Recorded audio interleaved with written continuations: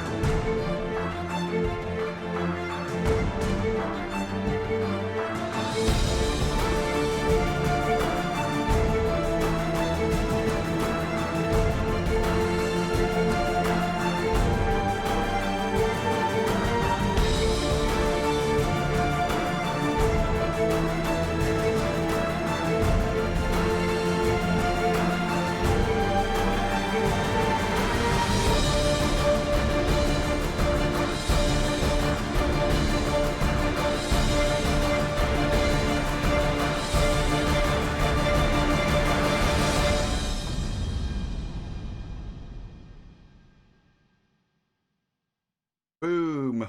Boom. Hang on. It didn't switch. Something's wrong with my Stream Deck and it's not switching from one to the other. Now, Mr. Pickles, you've either shrunk down in your chair or... No, it's all right. It's all right. I've readjusted you. Don't worry. You have been... Too tall now? No, you're fine now. Do you know, I often get worried when people follow my Twitch channel when I'm not streaming. There's something quite strange about it. So since you're watching one of you're playing somebody else and going, wow, that's really. Well, really that's what worries me. They're sort of like watching the person I'm hosting, thinking, oh, that's good. Follow, and then they watch you go. Yeah, and I am sure that my webcam is giving me a pinky glow at the moment. I'm absolutely convinced. All day I've been looking at it thinking there's a pinky glow here. And male menopause, that you're going through it flush. You know, and if I reduce the sort of like the intensity of it, of the light, it goes better. But I think there must be some kind of warmness on it. Anyway, welcome back everybody. It's a regular crew. It's a regular crew. Everybody's back. There was somebody playing. This made me laugh when Kyle said, "Oh, I'm Longshanks," because I hadn't changed the overlay. This is like, whoops. Fine, I had a face change. It's okay. Yeah, no, it was really, yeah. Somebody calling themselves Boffington followed me. And then somebody... hello, Boffington. Thank you for the follow. Yeah, and then somebody called 96477888848. Hello, Russian spy. Thank you for the follow. It's all like, I know we're short of Twitch names, but I mean, come off it. It's just like, we're not down there. It's probably his PIN number. Yeah, it's his password. He was just typing it in. I said, oh, Captain Kangaroo, what's... I can just see something black and white. I can't see anything else. It looks like a mini cow. Oh, it's a cat. Oh, it's a massive cat. Yeah. It's my sister's cat, and it really likes me now, and only goes and hanging up on top of me. Oh, do you know the Tiger King? I was watching. Yeah, I think it's more of the Pussy King, but I'll go with that. It looks lovely. It looks fantastic. The number of Zoom meetings and team meetings we have when cats' tails just go across. I'm sure it could be a fair. They all want the spotlight. What it is? They're all thespians. Yeah, hiding. I think they are, and when they sit on the actual computer, you know, they're on the keyboard. They actually sort of like say, Bunny Box says Hello Kitty. What's it called, Captain? Peter. No. Did you just make up that name? There's too much of a pause there. And nobody calls their cat Pete. I didn't name it, so yeah. It's my sister's cat. That's all I'm trying to say. What's She's mid? black and it's no good on screen. Well, I didn't see what it was. It's just sort No, of. it's my lab. My Labrador. Oh. She's not doing it. Go on, I'll put her up. Go on. Welcome to Pet Corner. Yeah. I don't have a pet, so I'll just grab a passing bird or something. Patchy Boy, who streams ESO, on his sorry, I didn't catch the name. Captain Kangaroo said his name. The cat's name was Peter, but we are we are very suspicious that it's not Peter Bunnybox. But Patchy Boy on his Instagram had one of those little parrots, not a budgie, like a but a little one with a yellow crest. I don't know what.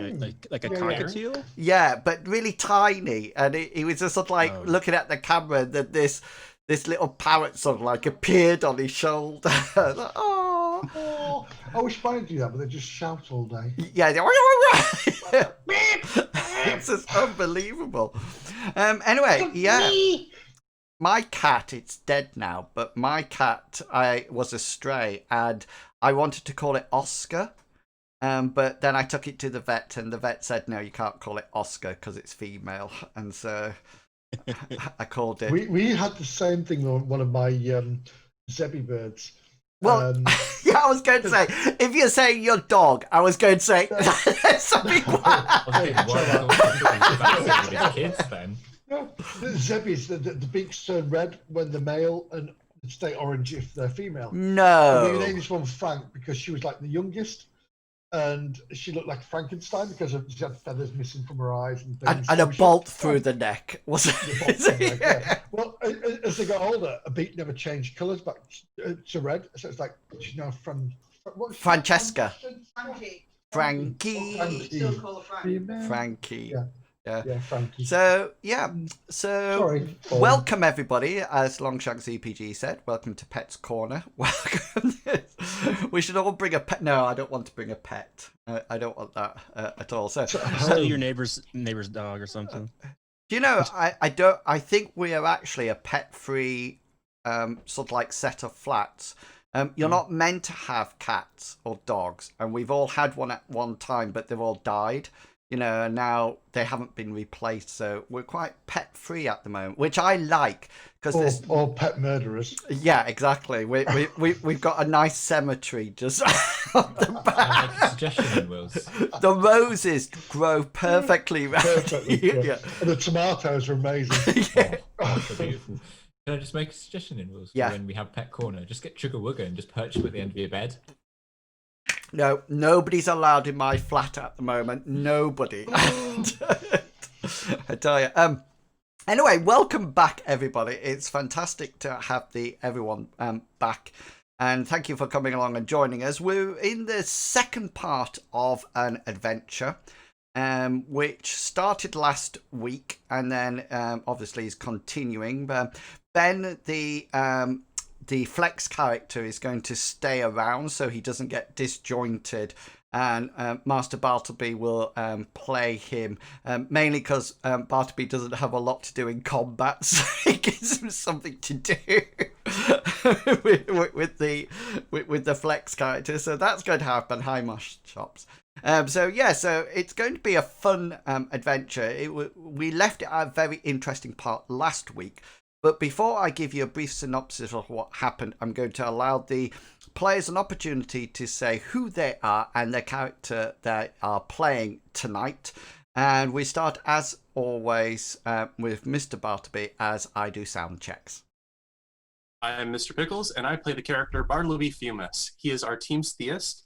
He serves the light moon goddess Amriel, who allows him to work miracles through her, generally a protection, curing, cleansing, energy, all positive things, really. The only time that Bartleby can channel her abilities to do anything that might be relatively combat worthy would be calling on her to stun somebody, to take away their energy temporarily. Outside of combat, he is our streetwise character. He's very much passionate about helping the impoverished people of our town of Lindo. He knows a lot about monsters, a lot about history. He's our healer. He can diagnose if somebody's dead or not. It's a cool ability. And all in all, he sometimes is our talker, but he's not a confident face. And often in the face of great danger, he's the most cowardly of our team. He's also the most just generally naive and wanting to help. And with that, I'm going to chuck the microphone angrily at Longshanks. EPG. I don't think I want to accept an angrily thrown microphone. Hi guys, I'm Longshanks CPG. And tonight, as always, I'm playing the character Hengist. He's a noble warrior from across the sea who wears heavy armor that is blazoned with his family's crest, although nobody seems really to recognize it as his family's crest. It's just kind of Hengist's armor. Although hopefully when he builds a little reputation as a swordsman and Linde, maybe establish his family's here and recognize the rearing horse in that regard. He tends to fight with a hand and a half sword, two-handed, always carries his shield just in case needed, just in case Inwils decide to throw an archer goblin at us, a dragon, something like that. He can duck behind the shield. As I mentioned, he's joined one of the noble houses of Linde, House Galot. Focused and more aligned to his ideals at the moment, which is the whole look after the weak and the defenseless, the greater good for town thing. That Everyone, I'm going to gladly grab this microphone very, very staunchly. I'm Captain Kangaroo. I am playing Cyrus Alias tonight. Cyrus is the sorcerer of the group. He is fiery in temper and pride, but also has his vices he's slowly working at fixing and or just developing and where they benefit him. And he is part of what's called the Order of the Phoenix. The Order of the Phoenix, of course, is like a military order for magic. He's slowly trying to work his way up there, so that way he can also be able to say, "Yeah, I'm in charge of something," or people revere me, or whatever it be. Still trying to figure it out. I'm the newest of the bunch here, but we're still trying to figure out, and I'm still trying to develop him as much as I can into a pretty interesting character. For now, I am going to slowly but delicately give the microphone to Medevac. Thank you, sir. And he will accept the bow and a flourish. That's me and not Hazra. Hazra is a nomad. He has wandered down from the northern steppes of Odessa, which is the continent. You'll see him walking around well, you probably might not see him because he's a master of stealth and foraging and a bit of hiding away. He loves to hunt. He normally wears quilted armor. He normally has a short spear and a scimitar. He's lost his short spear at the moment because the thing it was stuck in swam away. He hates being in cities, but he does tolerate it for the party, for the group, and for helping people out. And he loves to help people out. He's a member of the Brotherhood, which is a secretive group that have been keeping a track of the history of the changes in nature and how people and animals affect biomes and areas and whatnot of these areas, and maintaining a delicate balance of these things. He's new, so he's learning a lot. In his last adventure, he learned that he should have gone and talked to his master before going on the adventure, but he knows better now.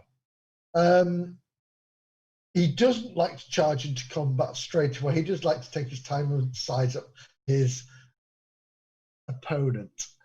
So with that, I shall pass on to Inwils, Inglorious. Thank you. Yeah, thank you for that.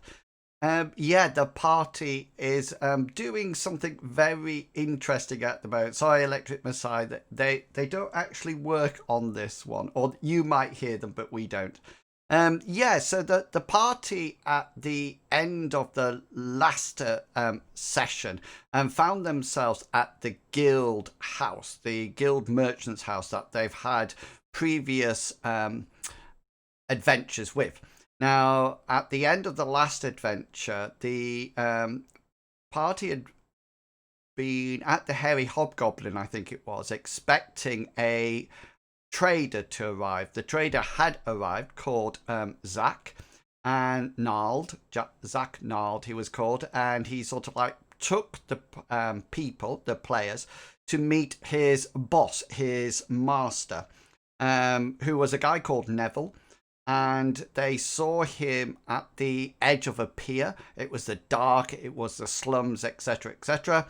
And just as they saw him from afar, being lit by his own lantern, two sea goblins or big water goblins came out of the water and proceeded to attack. I think they quite happily virtually took the head off Neville, and then Cyrus managed to take off one of their legs with his spell, and that one fell into the water while the other one dove into the water, and they disappeared. Interestingly enough, poor Zach, who was currently second in command, suddenly became first in command. And rather than being a business partner, suddenly became the businessman. The party looked after him and put him in the Hairy Hobgoblin safely so they could keep an eye on him during the night. And the next morning, when the party awoke, Zach had left. And so the party headed off to the guild hall of the guild merchants when they were met by one of the merchants who ushered them into an adjoining room. And that's where we're going to start the adventure. But before we do that, Longshank's EPG still has some skill points from the last adventure that he hasn't rolled. Now, poor Hengist may be strong, may be big and beefy, but he lacks charisma, which means that instead of getting 2 experience points per session, he only gets 1. So when everybody else has 8 to spend, poor Hengist only gets 4. And then that's it. So he literally gets half of everything. But that never normally stops him. So yeah, Hengist, have you got some experience rolls that you want to do? I do. I'm just double checking. I don't have any fumbles. Sorry. No Bunny fumbles. Box has put in the chat. She was meant to write poor Hengist, but it's come out as poor Hangist. I've done that as well. It looks like haggis. He does like a good bit of haggis. Yeah, so what would you like to pull your... So, Hengist has got 4 skill points. He's going to put 3 of them into his new main combat style, which is... It's called Way of the Sword, and that's how he uses his new sword two-handed. So he'll put 3 of them into that, and then he's going to put his last one into Famed Warrior. Okay. Because he feels like he That's gave his them passion. a bit of a reputation. Yeah. It's one of his passions. Yeah. And in the last session I played with him, he charged a maniac wielding a dagger unarmed in front of a whole bunch of witnesses. And at the last adventure, I don't know if you caught up on the... No, I haven't managed to catch up. Oh! Hengist, I've been snowed. Hengist actually attacked someone, which was absolutely brilliant. And he hit with his sword. Oh, you mentioned it went into. I got him in the eye, didn't I? Or something? Yeah, because Hengist hit and made contact, and the other guy fumbled. So you actually got choose location, head, and then impale. Or something like that, and then it was just like and then you yanked it out. Hengist did pretty good. Yeah. So what's his Way of the Sword skill at the moment? It's currently at 73. 73, and what's his intelligence? So it's 11. His average intelligence. Okay, so you just so people watching the stream know, the characters or players then have to roll a D100, add on their intelligence, and they need to get the skill, the current skill, or higher. when they don't get the current skill high with a 31, then the skill increases by 1 point. If they do get the skill level higher, it's 1d4 plus 1. So that's now 74, is it? Yep. Yeah. 74. 75. 70. Well, 76. Trombones left the big parade. Too bad. Excellent. And what's your Too bad. famed? My famed warrior at the moment is a measly 16. Oh, He's not come very famous on. yet. Come on. Ease. Oh, I bet you wish you had that for you. For your maybe. other one. So 1d4 plus 1. Plus 1. Nice. Look at Nice. That's now 21. Obviously, here's interaction of with the. Anybody remember what the cult's called, by the way? I told you it at the last session. It was the cult of the eternal light. That's eternal power. Eternal power. That's the ones. Well done. So I had to write. I had to repeat all my scribbles. Yeah, I'm a bit worried that Captain Kangaroo's either. His shout turned the power off when he did it. Is Kangaroo still? All I can see now No, is he shouted, "I have the power," Oh, and he okay. jumped up. Did anybody see? Did anybody see Captain Kangaroo stuff that then the cat sort of like pile in from one side? It's on take him out. He was crashes. smothering himself in a lot of salmon spread. Okay then. So we're going to start off at the merchant's house or the merchant hall, and one of the merchants have ushered you off into an adjoining room. He looks somewhat flustered, and he seems to be quite frank, he looks like he's probably run up several flights of stairs in quick succession. He looks quite out of breath and quite flustered about something, and when he sees you, there's a mixture of relief and worry.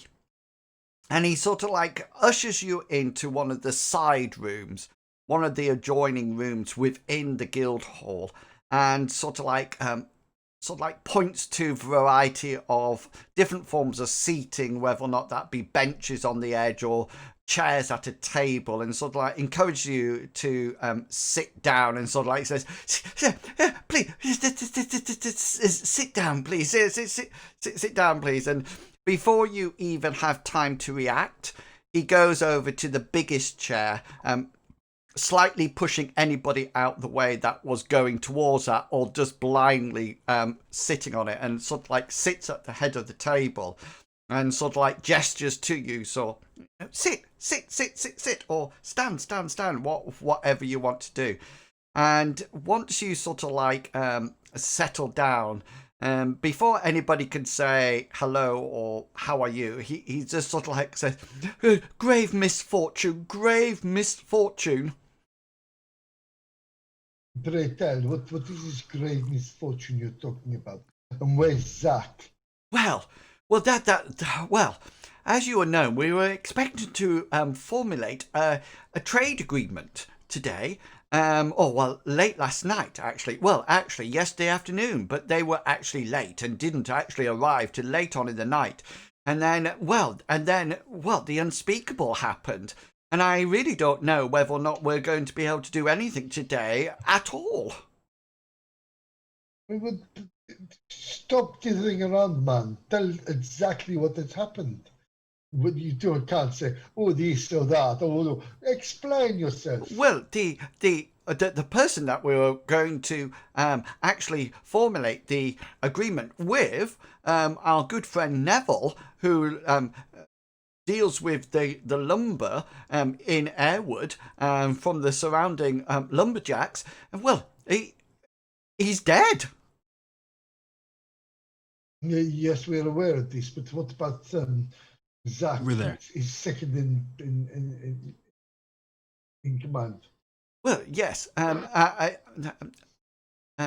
Master Narl did say that you were present at the sad witnessing of the decapitation, impaling, and general, well, butchering of, and he sort of like stops almost and sort of like turns to you, Bartleby, and says, "Sorry, did you know no healing at all?"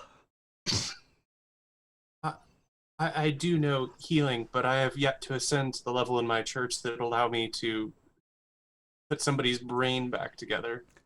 Oh, so yes. Well, maybe progress a little bit quicker. I'm certainly trying, sir. Yes. Well, I mean, it's quite. And now we have this. Well, I'm sorry to put so much emphasis on. He looks at Ben. Well, this boy in charge of the whole business. I mean, I'm not too sure. He knows what he's doing.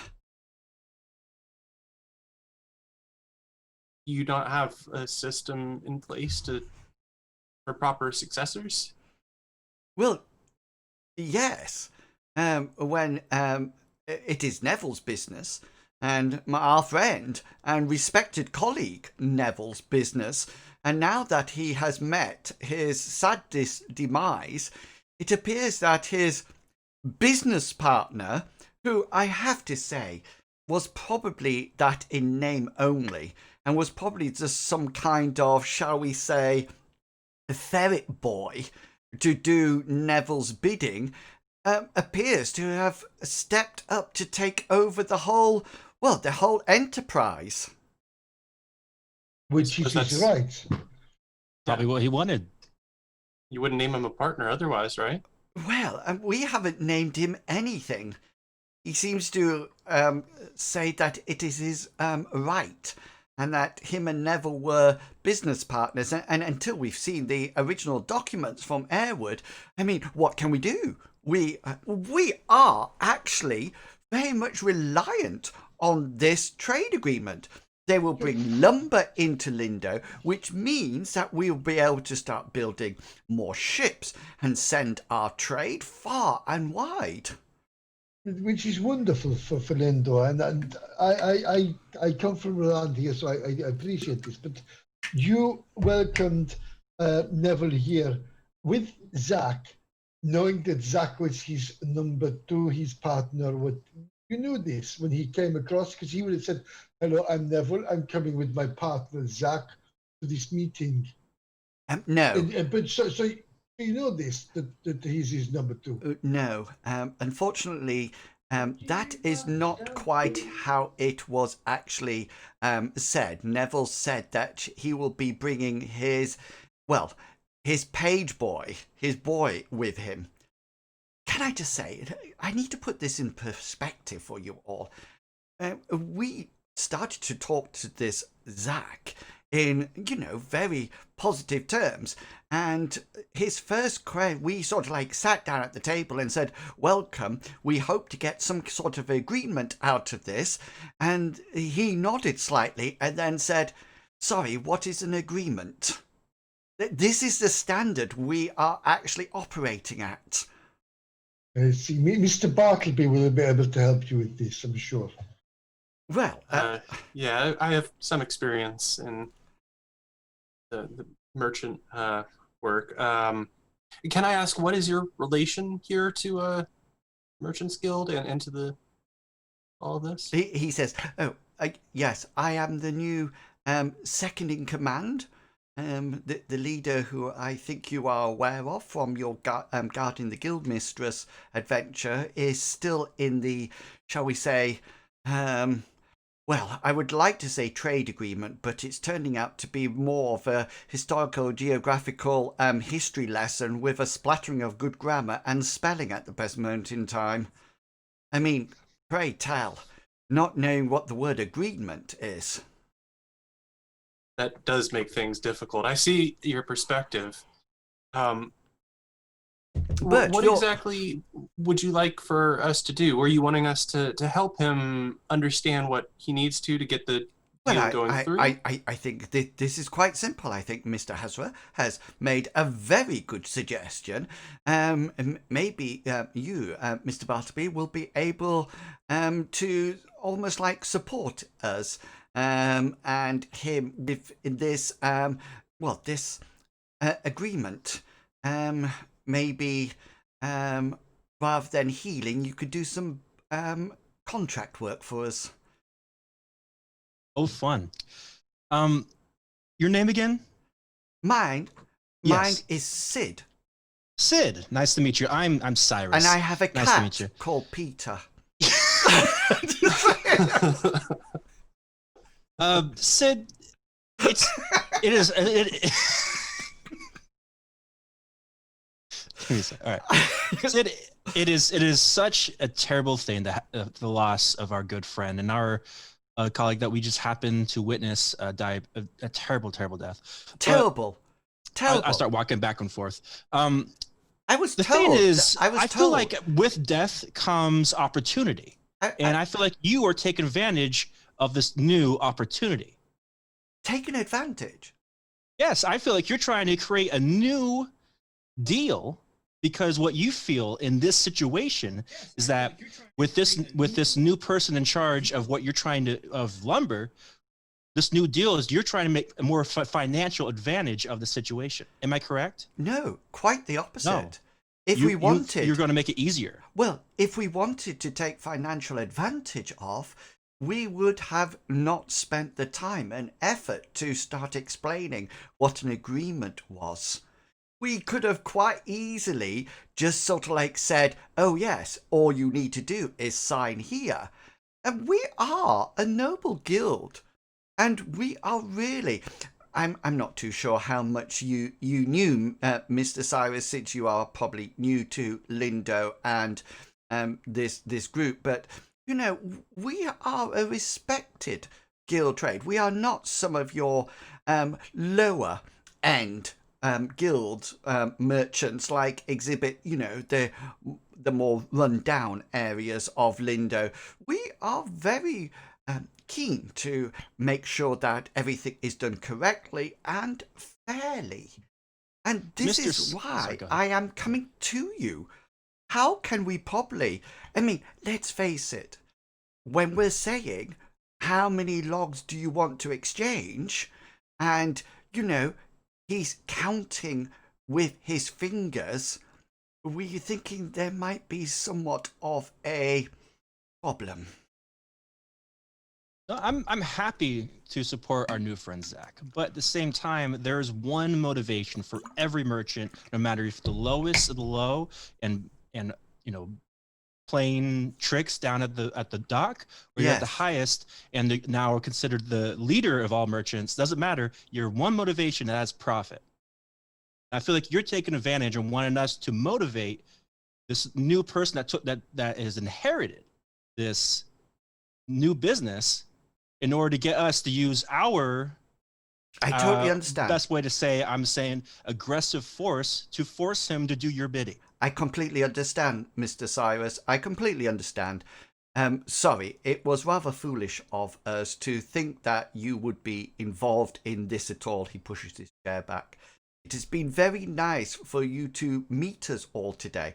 I'm very much appreciated of your company. And, well, yes, well, thank you. Yes, I will convey your message to the Guildmaster.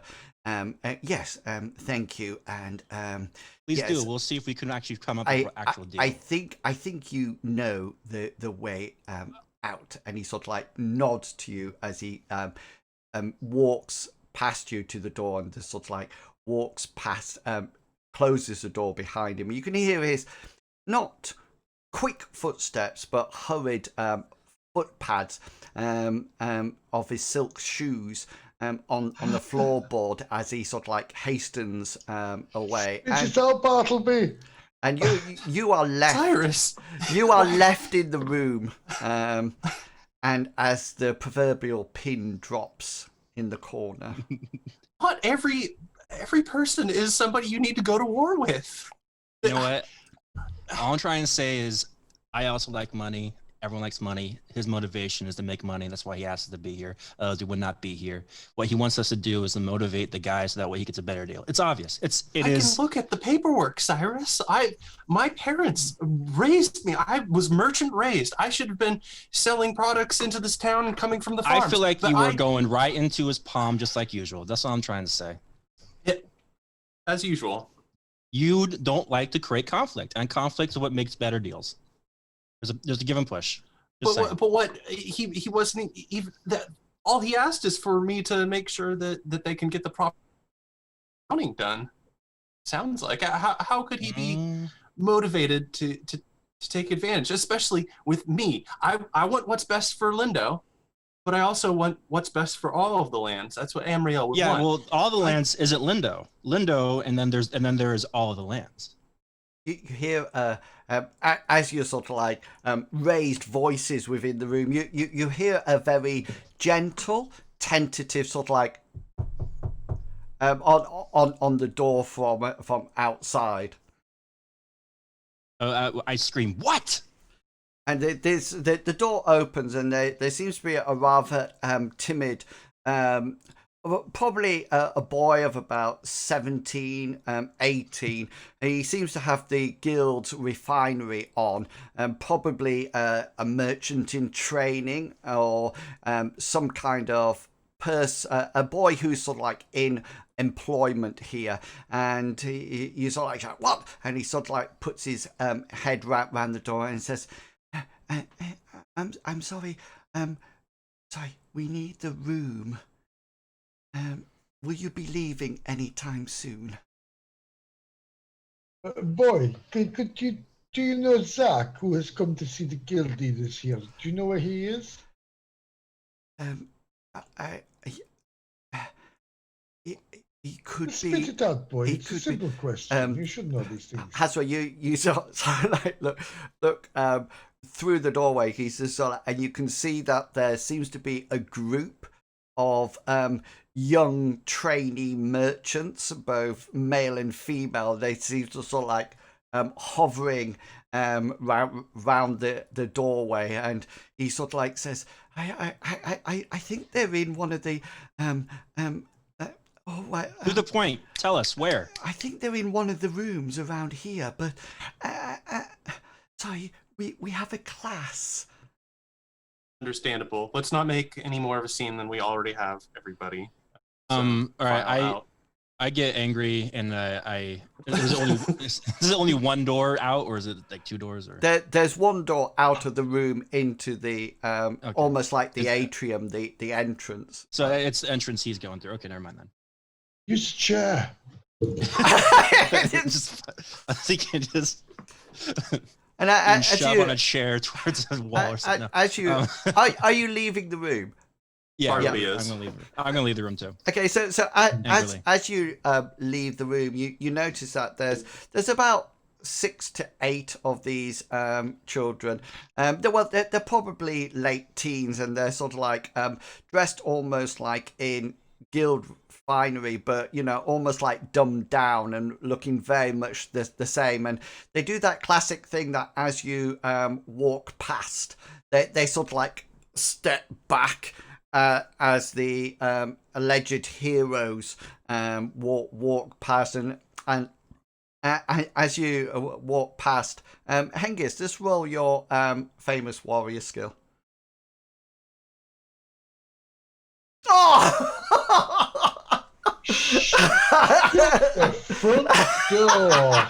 Nice. And one of them says, I think that's Hengist from House Galord. Apparently, he slayed a famous beast called the Zuknok single-handedly with only a small stick. And somebody else goes, wow.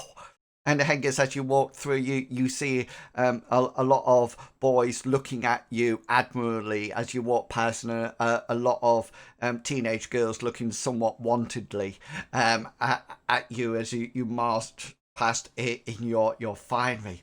And you hear somebody says, "With only one stick, not two?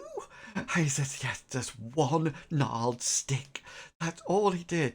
And they sort of like say, wow, as you sort of like walk And past as them. Hazra hears this, he'll walk past and go, it was not a Zook Zook, it was a Zook Duck. And one He won't say anything else. one of the boys You know. says, "Oh, there was 2 monsters. He slain them single-handed. There was 2 of them." Hence the 2 sticks. And what one of the girls says, "What did he do?" And pointing at Hazra, and one of the boys says, "I don't think he was there. I don't think he was there. I think Hengist stood alone against the screaming demon horde. He was. I've heard so great things. When I'm older, I want to have my hair plaited like his. I tell you, I'm growing mine at the present moment in time." And yeah, and you sort of like walk out into the busy streets of Lindo. That is all working. Everybody is obviously up now, and from the main sort of like area. Sorry. Yeah. I didn't really want to leave the building. I wanted to go and try and find Zach and try to rescue him from these merchants. Yeah. So in which case, what's the rest of you doing then? Bartleby is at least leaving the building. Okay. Is it his intention in sort of long term? It was to try and figure out a way to get another audience, perhaps with Hengist by his side, with the guildmen, so that we can make forward progress. Just thinking of maybe, and this might be off base, is like looking somewhere to buy a suitable. I'm sorry, we had a problem here. Can you give us another chance gift? There's a nice woman that sells figurines of birds. I've had great luck with that. Here's a fertility thing. Yeah. We would like to renegotiate. Here is a fertility symbol. Wonderful children together. Okay then. So let's just decide who's leaving and who's staying first, and then we can split people up accordingly. So my motive here is to make sure that Zach is safe, because that was our job last night, was to make sure he was safe. I agree. I think what we should do is I go with Medevac, and then they two go together to work on Hengist, the. Hengist will happily accompany Mr. Bartleby. Shopping. Yeah. So Shopping. So Hengist isn't carrying Mr. Bartleby shopping. Do some Sims today. I think what will carry what you buy. Mr. what will Bartleby. happen is that Shopping Simulator 3000. the Sorry. Hengist and Bartleby will probably head off, and then as you're walking away, you can have that interaction and start to talk about the best way forward at this. Hazra and Cyrus, you're going to try to find Zach in the guild hall. So tell me, if any of you, because you're not aware of, I mean, you've been in this guild hall once, and I mean, you did. Somebody actually died, I think, in an adjoining bedroom of the guild hall. Oh. So, does any right. of you have a commerce skill? Oh, I've just got that roll 20. I do. Okay, so what? Somebody. I do. Medivac. I dropped out. Sorry, I clicked my back button on my mouse. Sorry. Okay. Move. Okay, so Happens. who has the biggest commerce skill between you? Mine's 36. I don't know what. Yeah, mine's what skill is it based on? Mine's 0. Right. Okay then. So Cyrus, what we're going to do is that you're going to roll your commerce skill in a second. Okay. And what we're going to do is that you're going to start going around and opening doors that you think might be where the major trade agreement is going on. You can then sort of like open a few doors and see what it's like. So this is going to be a hard skill check for you.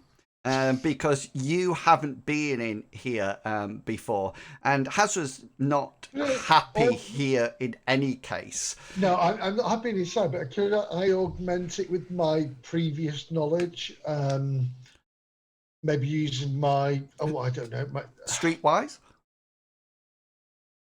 It would be Maybe your streetwise, wouldn't it? perception from Perception. No. My previous looking. No, can I augment it with Or how possibly about- my highest skill ever, please? Perception. Can I augment it by nomadic survival combat? No. I will throw my. Oh no, Same you don't thing. have a It's the same spear. thing, guys. I fought here once. So what I'm my just- locale. How about locale? So That's just- by 57. just so you know, the actual original skill level difficulty was formidable, but since Hazra has been here in some right, description, it has come down to hard great. Thank you. because, and I tell you what, because Cyrus has never been here. You know, so I hopefully. totally understand that. I was Yeah. trying to negate Hengist the... and Hazra spent most of the time fighting a ninja on the roof. Oh, He was that's right. Don't forget. But he did go inside. We did come inside to move the body around. Yeah, We so- did, we did carry a dead body around. Okay, Yeah. I'm happy to go with a hard commerce Yes, roll here. Go home. We'll see what happens. Go hard or go home. Exactly. We'll find out.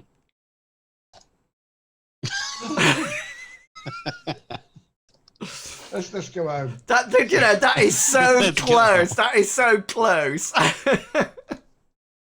So right, okay then. So you set off and you start to go through things, and just to let you know, remember a skill roll of 96, 97, 98, 99, 100 is a failure. Critical. Is anything. So no matter what your skill would have been, that would be and so you start sort of like I can't imagine Cyrus knocking before he's opening the door. No, I can't imagine it either. I think it's yeah. everywhere is his place. Yeah, Really. so It's like, no, Zach. How's it? yeah, so you sort of like start going in, and I imagine you're sort of like opening a door and suddenly finding it that that it's the kitchen, or opening another door and bursting in on a lecture or a seminar about trade agreements, etc., etc. And you start sort of like going round, and you go round so many of these doors, and Hazra, you're sort of like feeling a little bit.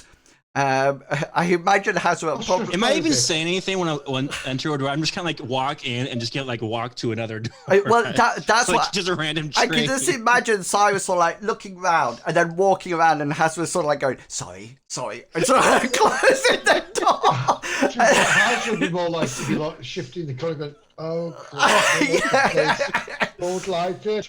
As he sort of like goes around, and these doors get opened left, right, and centre until you're actually approached by two, and Hazra, you will be aware of this. The guild masters and the guild merchants actually have like city guard type people. If you remember, they were That's out. security, yeah. Yeah, and you're sort of like you notice Hazra, we'll just roll your perception.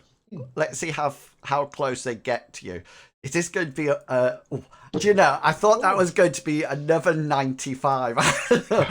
And you 65 out of you 90. when Cyrus sort of like bursts into another room, and a whole load of women who are taking needle crafting lessons or something goes, ow, like this, and he sort of like goes out, and you sort of like look behind, and you notice one of the occupants of one of the previous rooms with two of the guards and house security sort of like going, that's them, like there. And the guards are very polite, and they sort of like come up to you and say, I'm sorry, gentlemen, we will have to ask you to leave. You cannot just go around the Merchants Guild opening random doors. Well, to be fair, my friend, we asked politely where Zach is. He is talking with the with Sid at the moment, allegedly. And nobody has told us anything. Nobody has told us where he is. He said he is in one of these rooms. I will. So my friend here, Silas, he's looking for Zach. We have his best interests because we have been hired to protect him. Okay, so you can make an influence roll. Yours is going to be hard in any case because of the difference in cultural background. Influence. Oh, influence. There we go. Please cross fingers. Let's roll. Oh! Shut the front door. Damn. Oh, you hear what I'm saying? And he sort of like says, he sort of like leans closer to you, and he almost like as if he sort of like understands that, you know, you're probably both of a similar level, you know, and he sort of like looks around and he sort of like says, I probably shouldn't tell you this, sir, but yes, the merchants and your friend, your ward, your son, Zach, they left some 10-15 minutes ago, heading to Count Bastion quarters, his building across the bridge there. Apparently they have business there about future trade agreements. But please, don't say that. I told you. I'm now going to have to ask you to leave in a very stern manner. You can see that there's... Hasriel put his hand on his shoulder. You'll see. Vulcan death grip. Thank you for your dears. And you're dead now. Yeah. I'll offer my hand out in a shake with 5 silver pieces in my hand. And he sort of like says, oh, there is no need for payments, sir. We know Good Mr. guy. Hazra here. Mr. Hazra is, shall we say, one of our... well, we come from a similar... Let's all say that not all of us were rich and famous and come from that certain stock. I understand, my friend. Yes. You show me the way out. Yes, yes. And he sort of like nods over his shoulder. You can see a female merchant sort of like waiting to see what happens. And he sort of like says in a very acting voice, I'm afraid, gentlemen, I'm going to have to ask you to leave now. Oh no. I'm very sorry, sir. We will follow you. Please show me the exit. And he sort of like takes you. you away, and sort of like as he passes the woman merchant, he says, don't worry, Myrtle. They are leaving now. Go back to your business. And she goes, oh, thank you so much. And he sort of like escorts you out. If you remember, has a little platform and then a set of stairs going down. And well, you don't get shot by needles. Yeah, exactly. And he sort of like shows you out, and you sort of like both. You Hazra and the guard, you have that knowing nod with each other.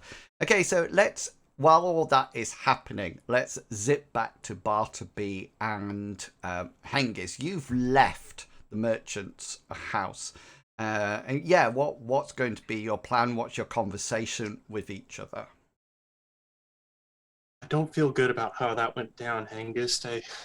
The merchant guild are our friends, and it doesn't seem like that they're trying to trick us. But we have been tricked a lot in the past. That's very true. I mean, since we did the first job for them, they have seemed to have mellowed out somewhat. They are less usual tricky. Been more honest, haven't they? I think That's they've been. true. Sorry, can I just say, as a GM, I think they've been very honest. There were 2 people in the guild that have been dishonest. Not, And that's not honest. They put us all in that trouble with sniffering. Well, Just 2 of them, not the whole guild. And Well, then they that's are in a very tender state at the moment. Since half of them people got butchered at the end of the last adventure. All their main sort of like main merchants who create trade agreements and sort of like got butchered by the cult of the eternal power. So yeah, carry on. Sorry, what do you wish to do? Perhaps we could make a small gesture, possibly to and smooth things over. That's what I was hoping to do, but I'm struggling to think of a proper apology present for people of noble status. I'm used to the trade of the people lower Lindo, gestures and gifts in that direction. Perhaps, well, something that they might value might be a good thing. Something that would mean something to them rather than just a bag of money. Too much like bribery. Yeah, I want it to be classy, I guess. So, Bartleby, you can roll your commerce skill. Just to let you know, if you succeed, then that's fine. You can still use luck on it if you wish. However, if you do fail, then you will still buy something. Okay, but it will be highly inappropriate. Whatever you sort of like, well, no, it won't be the best thing. If it's a fumble, then it will be completely and utterly inappropriate. And the fertility symbols. Yeah, the difficulty is just going to be Or standard. symbol. There's not going to be any change of the actual either to be easier or harder. It's just going to be a normal, Before everyday standard roll. Before we make a roll, as Hengist is sort of like assisting in the purchase, I was hoping he could either use his law society or his courtesy roll to augment. Courtesy as was his input to picking the object. What's it? What was the first one? Law society or a courtesy roll. So courtesy would be sort of Courtesy. Your courtesy is more with the upper classes. Yeah, it was one of those two. I was hoping to So use. you can use the first. What was the first one? The first one I was going to suggest was law society. Okay, then. So what we'll do, rather than augment. Oh no! What's the skill level? It's 37. So augment. So what that be? 4%? No, more.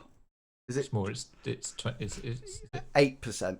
It's 20%, isn't it? 20%, so it would be an extra 8%. Yeah, so that's an extra 8 for you, Mr. Bartleby. Remember, you can use luck at this point if you wish. You don't have to. I think I will likely use luck, but that 8 brings me up to a 51. Here's my commerce. Cool. Right. Okay, then. So you get very close to, because I buffer all my social media accounts, I must have just posted something on Instagram because I'm just getting all these announcements that people have liked something coming onto my screen over and over and over and over and over again. So that's a really good roll because you're literally 3 points off the best skill that you want. And Longshanks has just liked it as well. And why is nobody else liking it?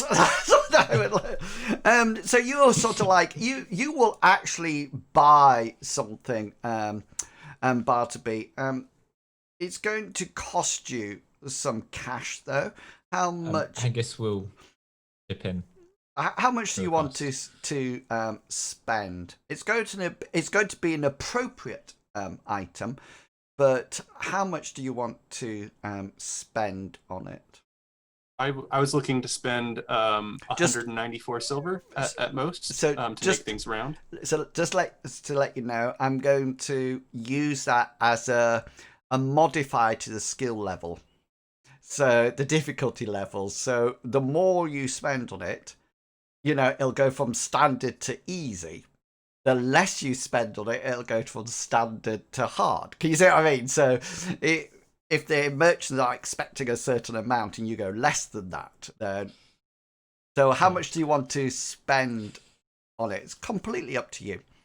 I think 194 silvers. 194. It has to be 194. As in, I want it to be even in my inventory. Yeah. Oh, I see. Do you have 194? In my storage, I have 2,194, but I don't No. spend a whole lot. All right, got you. Okay, then. Hengist will match whatever Bartleby's putting in. So we'll go 50-50. Okay, then. So the first thing you need to roll for me, because we need to have a bit of bartering here, don't we?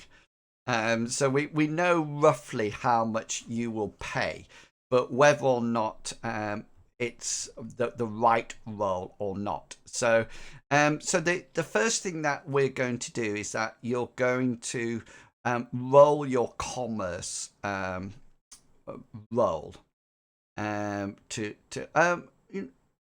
You probably, do you have a customs? What's your customs or culture roll? My customs is great. It's a 73. Yeah, so that's your first roll. And then Here just we tell go. me whether or not, all we need to know is whether or not it's a success, failure, or fumble. The success out of standard. Yeah, that's absolutely fine. So therefore, because you've got that success, when you roll your commerce skill, you're now at easy. Okay, so obviously if you'd failed, it would have been at standard. If you'd fumbled, it would have been at hard.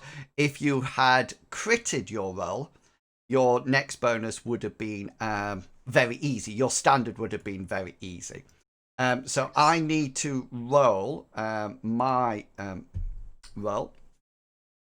Right, so the guy that you're working with is actually he failed his roll, so his commerce skill, he actually 98 he got, so he didn't quite fumble it. So his commerce roll is going to be standard compared to yours. So what you need to do is now roll your commerce skill. I did get standard at least, but I also get easy. So you get easy. So your roll is 37 out of 65. So that's roll. This guy isn't that good at bartering, not compared to somebody like yourself. And I don't know why my roll's not coming up after I.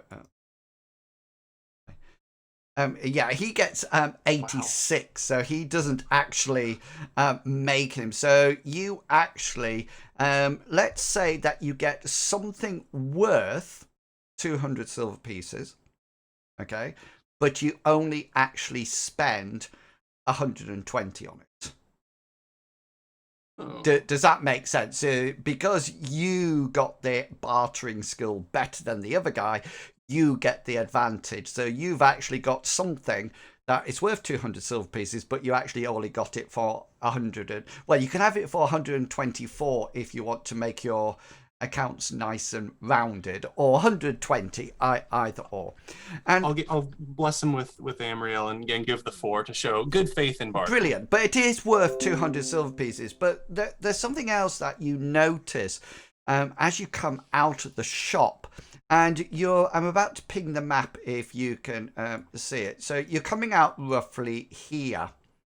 Okay. Gotcha. Next to the gates to the slums. And there seems to be somewhat of a kerfuffle going on. The city guard have sort of like blocked the entrance to the to Lindo, not in a almost like in a defensive way rather than an aggressive way. Can both Hengist and Bartleby just roll a perception roll to see whether or not you can hear over the voices what actually happens? Yeah, so Hengist, you hear a whole load of voices shouting. You get the feeling that there's almost like a mob on the other side that don't seem to be very happy about something. And Bartleby, you actually pick up some of the words that are coming out. and they seem to be arguing about certain happenings, certain things that have happened in the slums, well, more like on the docks area, by what they are calling sea devils.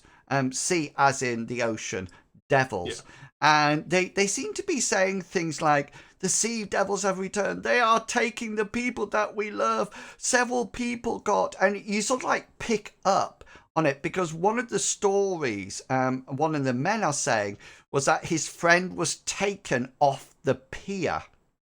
And this almost like reminds you of when you were out there the night before when Neville was actually taken from the pier. And even though, Cyrus sort of like chopped off a leg of one of them, but they seem to, the people seem to be crying about they've come back, they're coming out of the sea, they are taking everybody, and the city guards are sort of like, they've got their halberds there that are sort of like almost like crossed, barring the way, and there seems to be a captain or somebody there sort of like trying to keep order and sort of like saying, we will, and somebody is saying, the Count needs to know, tell the Count, he needs to know about this. And the captain sort of like turns round to you, Bartleby, and sees you. I think you have a passion, don't you, of friends of the guards? I'm a friend of the guards. Yeah, so can you just roll your friends of the guards for me? I want to use luck here because I love my friends. Oh, I Yeah, got a standard. and he sort of like looks. Need luck. He don't need luck. They love him, they do. And the captain sort of like looks round and sees you with the Hengist, just roll your famed warrior. Oh, so clever. The city guard are not convinced, and he sort of like looks at you and then sort of like comes over to you, Bartleby, and says, Mr. Bartleby, I'm so pleased that you are here. There seems to be quite a rumpus going on. I'm not too sure what to do with them. Do you have any suggestions? Being a friend of the guard. Devils.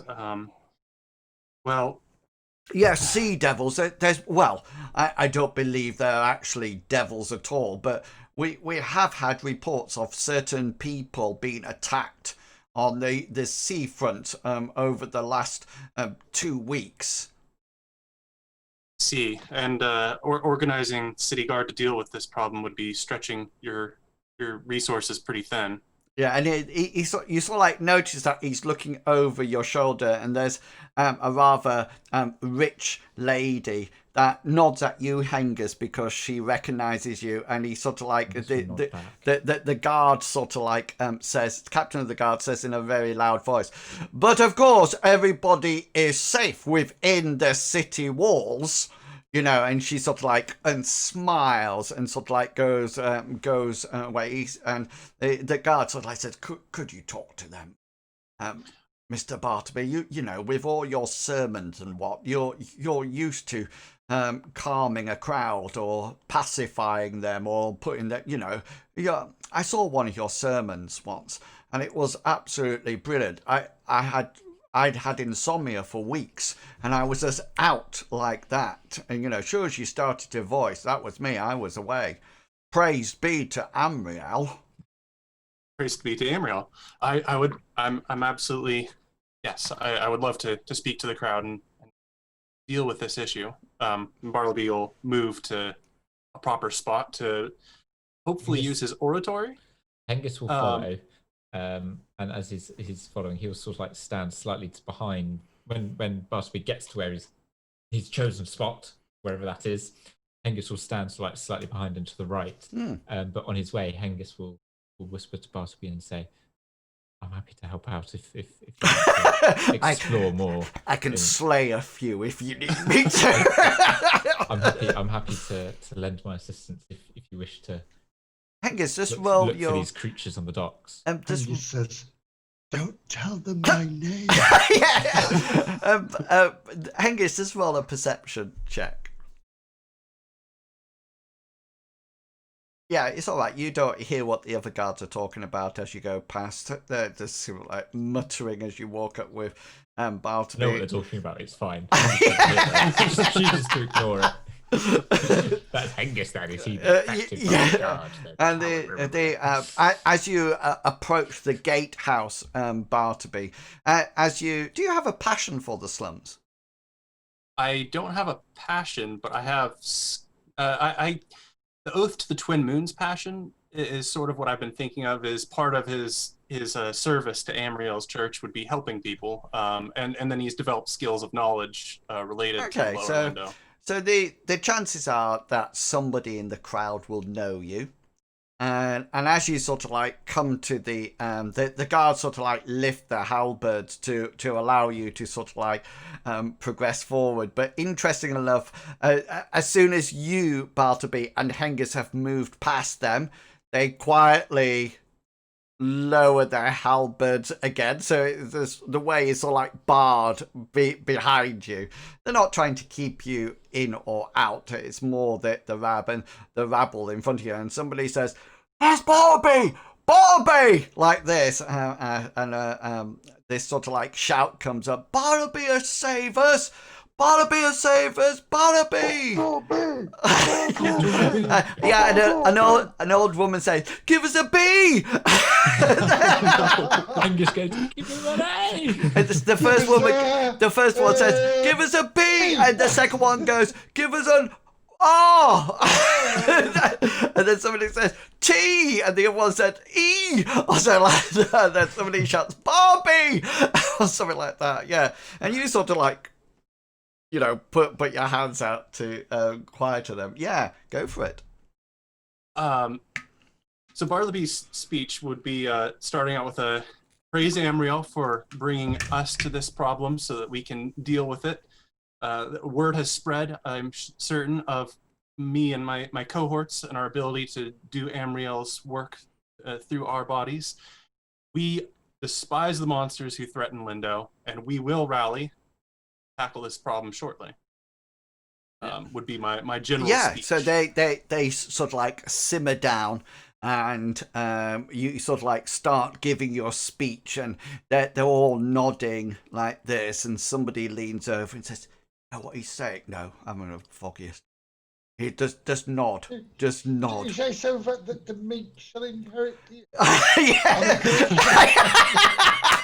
That's going through my head. Oh, I'm really pleased the meek. Very naughty boy. I love that bit when he says the meek shall inherit. Oh, that's really nice. They don't have a lot, don't they? The meek. It's really nice that they will inherit the. I'm really pleased for them. Yes, oratory skill. Let's go for it. And you can actually augment it with your influence, or the other way round. Whichever one's the high, whichever is the high skill, roll that one and augment it with your other one. My influence is a 51. My oratory is a 52. So 51, 20% of that would give me 10. It's 10? No, because it'll round up. 10% would be 51. 55.1, which would be the 6. So it'll be 12. Yeah. 12. 64, and here is. I'm ready to spend a point of luck. But not today. No need. And they all sort of like settle down, and somebody starts to pass around some bread and fishes. That seems to be coming in bountiful supply. I have no idea where they're coming from, but obviously Bartleby is making many of them. Yeah, and Amriel provides. and so somebody sort of like takes a swig from a glass and says, "I thought this was water, but it tastes like wine. I tell you." It's not knocks it back, and you know, and they all seem to be. Several of them sit down in doorways as they listen to your speech, and you probably end up up saying that, you know, you will do something about it and you will do, and you hear people say, oh, he's such a nice man. Oh, Bartleby, I'm so pleased he's come to us, you know. We didn't have anybody to say, to voice our opinions and fight for our rights before Bartleby came around. And somebody sort of like says, who's that one with him? Oh, I think that's an altar boy or somebody. I think he's waves the incense around. Oh, he's a bit big for an altar boy, don't you think? And they're sort of like, maybe it's his personal bodyguard. I can imagine somebody like Bartleby needs a personal bodyguard. Oh, he does look big and strong to be a personal bodyguard. And they all sort of like settle down, and there you probably say something at the end about living long and go in peace and stay safe and wear a mask or something, as you sort of like gesticulate to them, and they all feel very sort of like relaxed, and they all sort of like either come up and touch your robes, you know, or dab your robes and touch you and sort of like, my mum's got warts. Can you actually cure warts? My dad says he's got warts as well. He got something from that aniline chap. Yeah, it made it stink, but they soon fell off. I tell you, soon fell off. And they sort of like go away, and the captain sort of like comes up to you, Bartleby, and says, thank you for that, Bartleby. We were in a bit of a fix there, but is it all right if we leave this this with you now? Yes, me and my cohorts will take care of this. We will make those sea devils rue the day they came to Lindo. Oh, good. We're so pleased that the guardians of Lindo are, or is it legends of Lindo? I forget what they call you, but yes, it will be fantastic. We'll leave you. Yeah, thank you. And he sort of like goes over and says something to the guards at the gate, and then sort of like goes off on his rounds. And probably at this, just to make things a little bit more convenient, it's probably at this point that Bartleby and Hengist, you're heading back to the merchant as Hengist, friend of the city guard, the guild guards, Hazra, sorry, the friend of the guild guards, sort of like comes out with Fiery Cyrus, who's probably fuming, I imagine. Is probably, you know, but as you see Cyrus coming towards you, I imagine you can see that heat glare, you know, that sort of like shimmer that you see off like a mirage. yeah. You know, and his hair's probably flecked with red and yellow and orange. It's a bit of straw starts. Yeah, and there's definitely a smell of singed hair or whatever as you sort of like come together, and you sort of like see each other. And what did you buy, Bartleby? What's the object? I just wondered what you had in your hand, Cyrus. I have a vase. A beautiful plant. Rubber duck. Plant 200 It's a silver very stylish plant with beautiful ferns that come off. It's a peace fern. 200 silver pieces of plant. It came with a vase too. The vase is very nice. Do I have to roll a perception to see it? Yeah. I'm just bored. It's got a little white flower on top that's you're going to die. Yeah, so he's got this sort of like fancy vase with this, what seems to be some guy. It has to roll your nature skill. Oh, I certainly will. It's poison. I was going to say. What I was going to say would have had to have caused it to be hidden from Cyrus very quickly. Oh yes, you 40 standard. Yes, it looks like it's some kind of orchid. You're quite impressed, actually. They're very rare, but they've generally been mutated and inbred so much that they actually would die in the wild now. Yeah, it's probably a rich person's orchid, if that makes sense. It's one of those you buy every year, like you say, and the flower falls off, then it just becomes massive great things. Yes, yeah, and you're sort of like, it's then not. You throw away 2 years later. It's not really a plant at all. It's some weird hybrid of society and commerce, also like blended into one that probably stands for the richness and the upper class of city dwellers, you know. Yeah, And Wills, you might need the- to work. Your thing's fuzzy on my screen. Your screen. You might need to readjust your. who's This looks sorry? slightly You, fuzzy. and Wills, You're- you might need to readjust Ooh. your. Yeah. See if that's better. I That can't better? tell. There we go. Okay. Yeah. Looks good to me. All right. So I'm gonna look down at the pretty little flower in the Yeah. vase. Bartleby, seriously?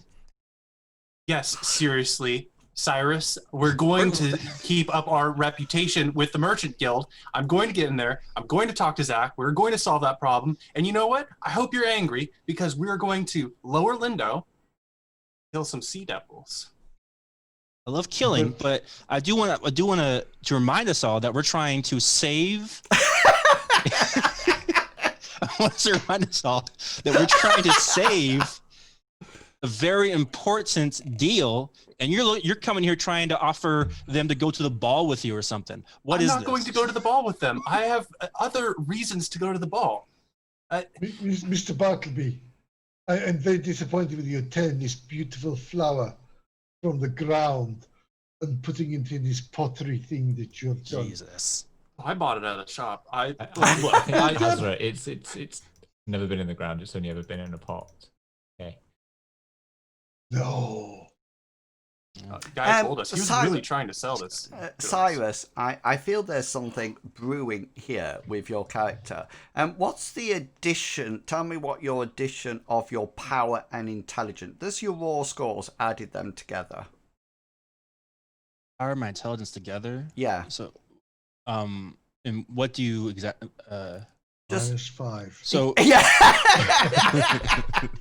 Just add your power and intelligence together. that would be 22. 22. So Wait, hold on. No, sorry, 26. My bad. 26. Other way of math. 26 plus 30. That'll make 56. Yeah. Uh-huh.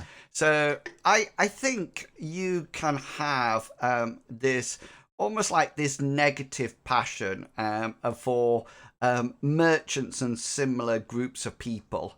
So that would be your passion will start off at 56, which is basically this idea that these merchants are only out for one thing. And to actually make money, and they probably don't even earn their own money. They probably they make others work for them, and then they trade off the labor. So this off the working class. Exactly. So it's what we call a negative passion. So while some passions work positively, for example, famed warrior.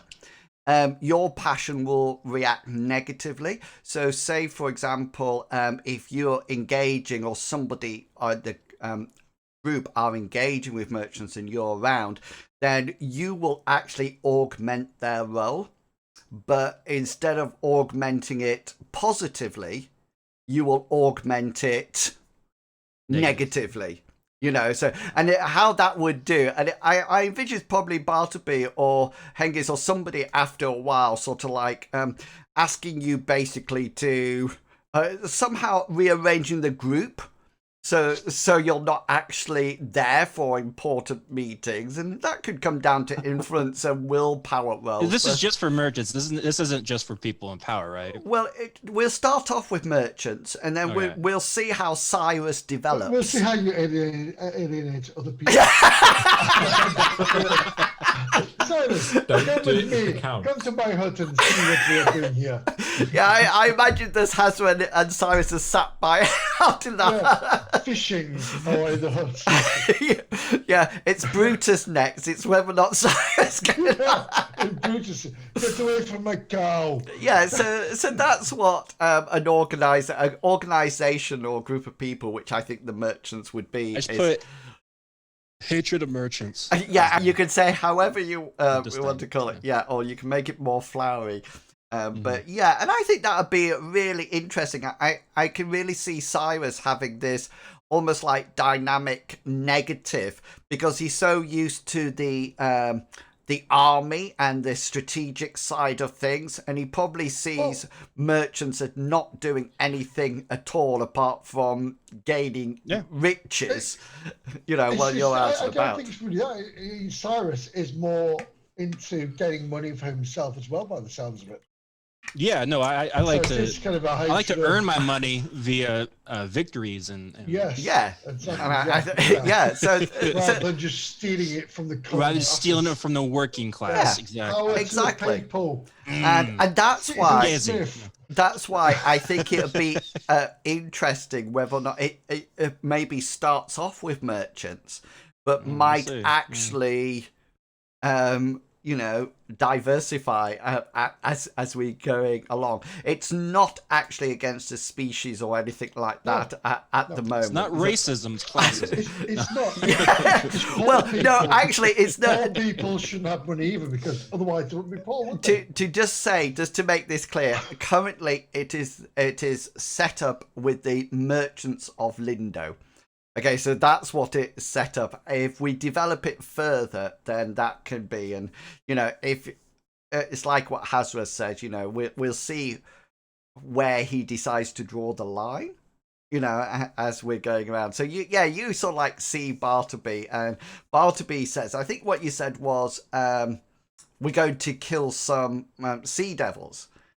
Yeah, that's how he ended it. Hoping to motivate Cyrus and just to get out his anger on the sea devils. Yeah, it's just sort of like try to focus Cyrus' anger onto something else, or like pointing at something. You say, just kill it, Cyrus. Cyrus, just kill.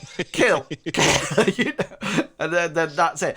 So that seems to be a valid time to have our break. It's just gone past, so we're going to take a quick 10 minutes break. So for players and people watching this stream, we'll be back at 1:45. Okay, so please do go away and grab something to eat and drink, snacks and whatever, stretch your legs, and we will be back in 10 minutes when we'll find out what is happening with the guild merchants and what are these strange sea devils that Bartleby has volunteered the party to take care of. So we will be back in precisely 10 minutes. See you soon.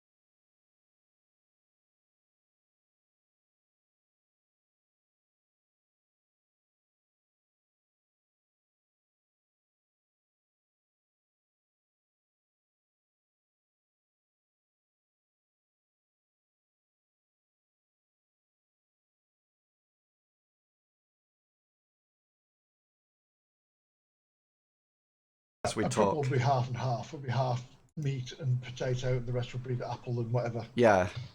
So for people who are just joining us, we're talking about pasties. And yeah, I quite like pasties. I feel that it can be like a whole meal in one.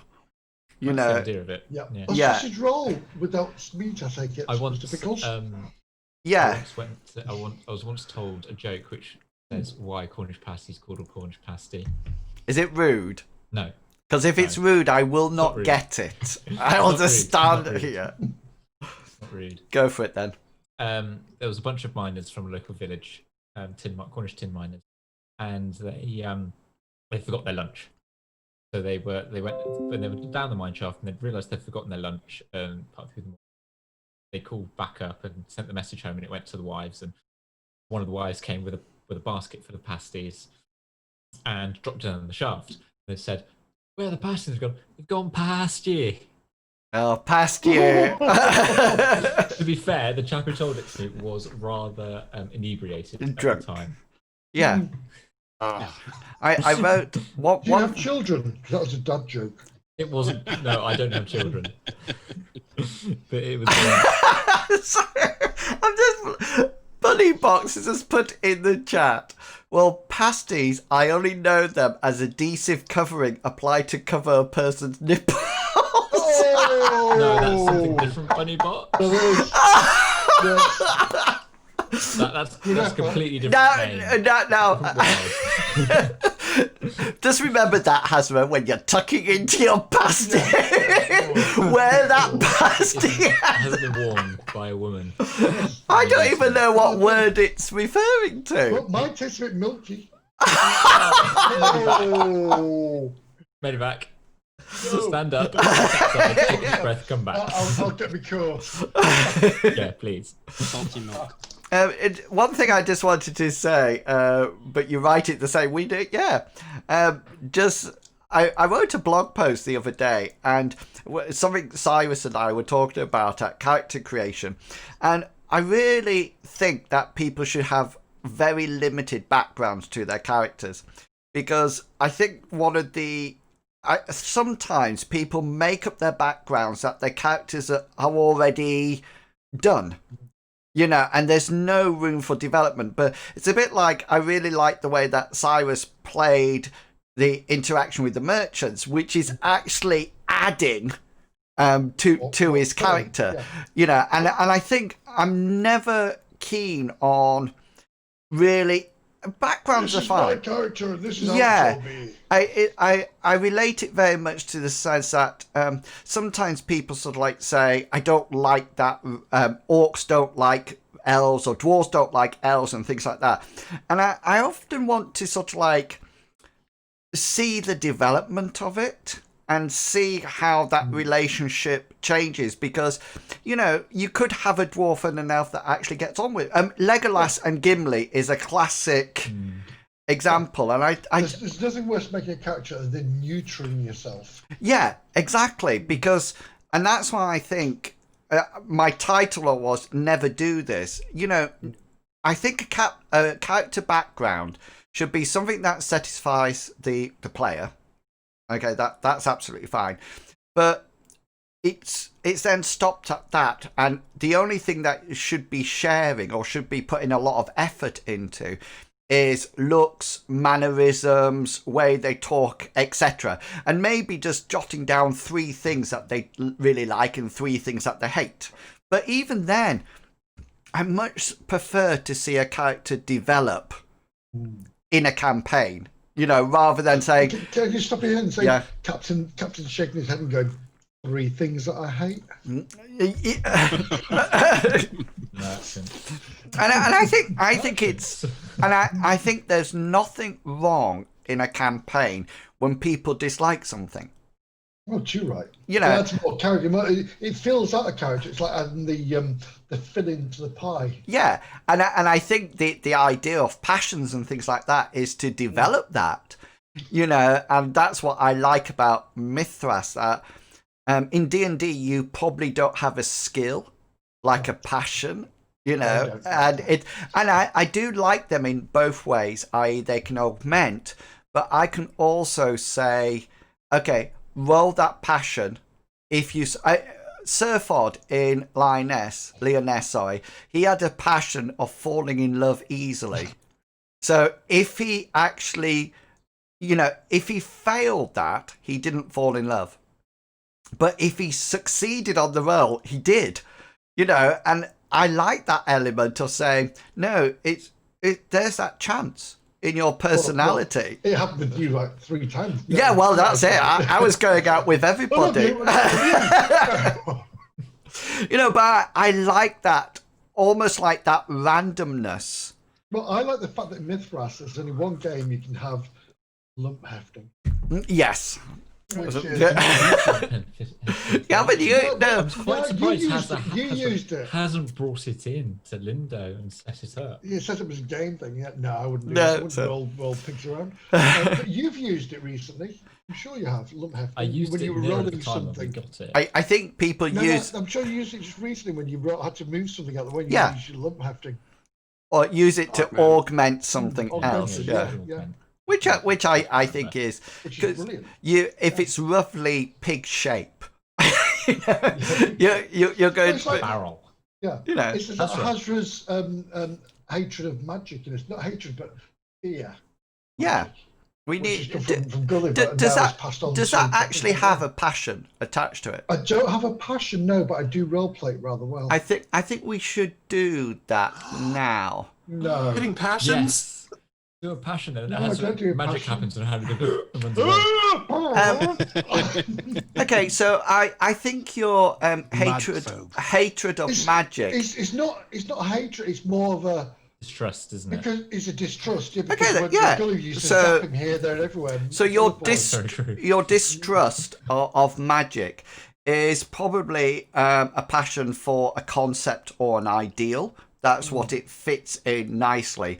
So your starting passion for it will be your power. Well, it's the same as for an organisation or group of people. So it's your power plus intelligence, which would be what? Power plus int is going to be 7 and 12, so 19. 19 plus 30. So your 49. distrust of magic will be 49. It's really interesting because I'm not very keen on assigning skills to abilities because all of these have passion. All these passions have power.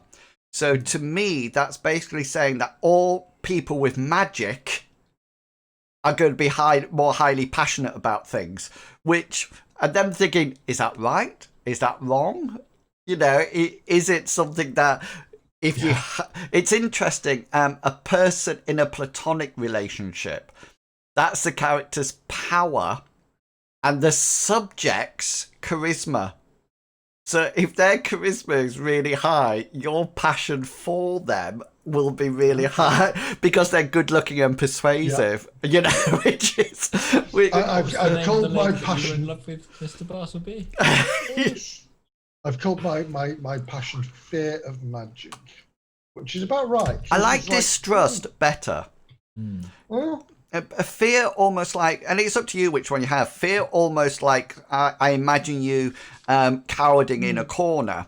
Negation it, yes. Distrust makes me think more about the case that you know magic's around. Yeah, but you know magic's around. But if somebody said we're going to transport you via magic, it's a bit like Barclay doesn't in Star Trek doesn't like Bones doesn't like the teleportation. What's it called in? Are they called teleporting in Star Trek? Energize. Transporters, yeah. Teleportation was Blake 7. And it used to teleport and they used to draw a white line round the person. The person used to disappear and the white line would and they would get teleported. Oh, bless Blake 7. Oh, Blake 7, those were the days. Okay then, so you are meeting out in the corridor, in the bustling streets of Lindo. Hengist and Bartleby are walking from the recent city guard. Bartleby is carrying a vase. Just so you get clear, it's called a vase. It is not called a vase. That is, I'm not going down that with a lovely flower in that. Hazra, you notice is some kind of human hybrid of nature's perfect flowers. It's been hideously modded. Yeah. Flower. Cyrus is quietly fuming from being involved with the merchants, full stop, and their perceived view about taking over the world. And you meet up again out in the streets. The street's quite busy. You're within city walls, so there's markets, people selling their wares. There's people walking around. You're not by yourself, but you're not. Nobody's interested in you. You have a few ladies looking over at your orchid, wantingly, Bartleby. But apart from that, and somebody might be lucky on their roll, Hengist, to sort of like get your famed warrior skill, but apart from that, you are by yourself. Can you all just make for me, please, a perception roll? Oh, before you do it, Bartleby, just keep that roll, but you can augment it. If you've got a streetwise skill, augment it with your streetwise. So what? So Bartleby, what's your street? My streetwise is a 51, which would give me a 12, which would bring me to a 48, which would make it a standard success. It certainly would, yes. So that's brilliant. Hengist is too busy with the orchid. Got enamored by it. Smelling it. Yeah, Hazra gets it. Just waiting for Cyrus.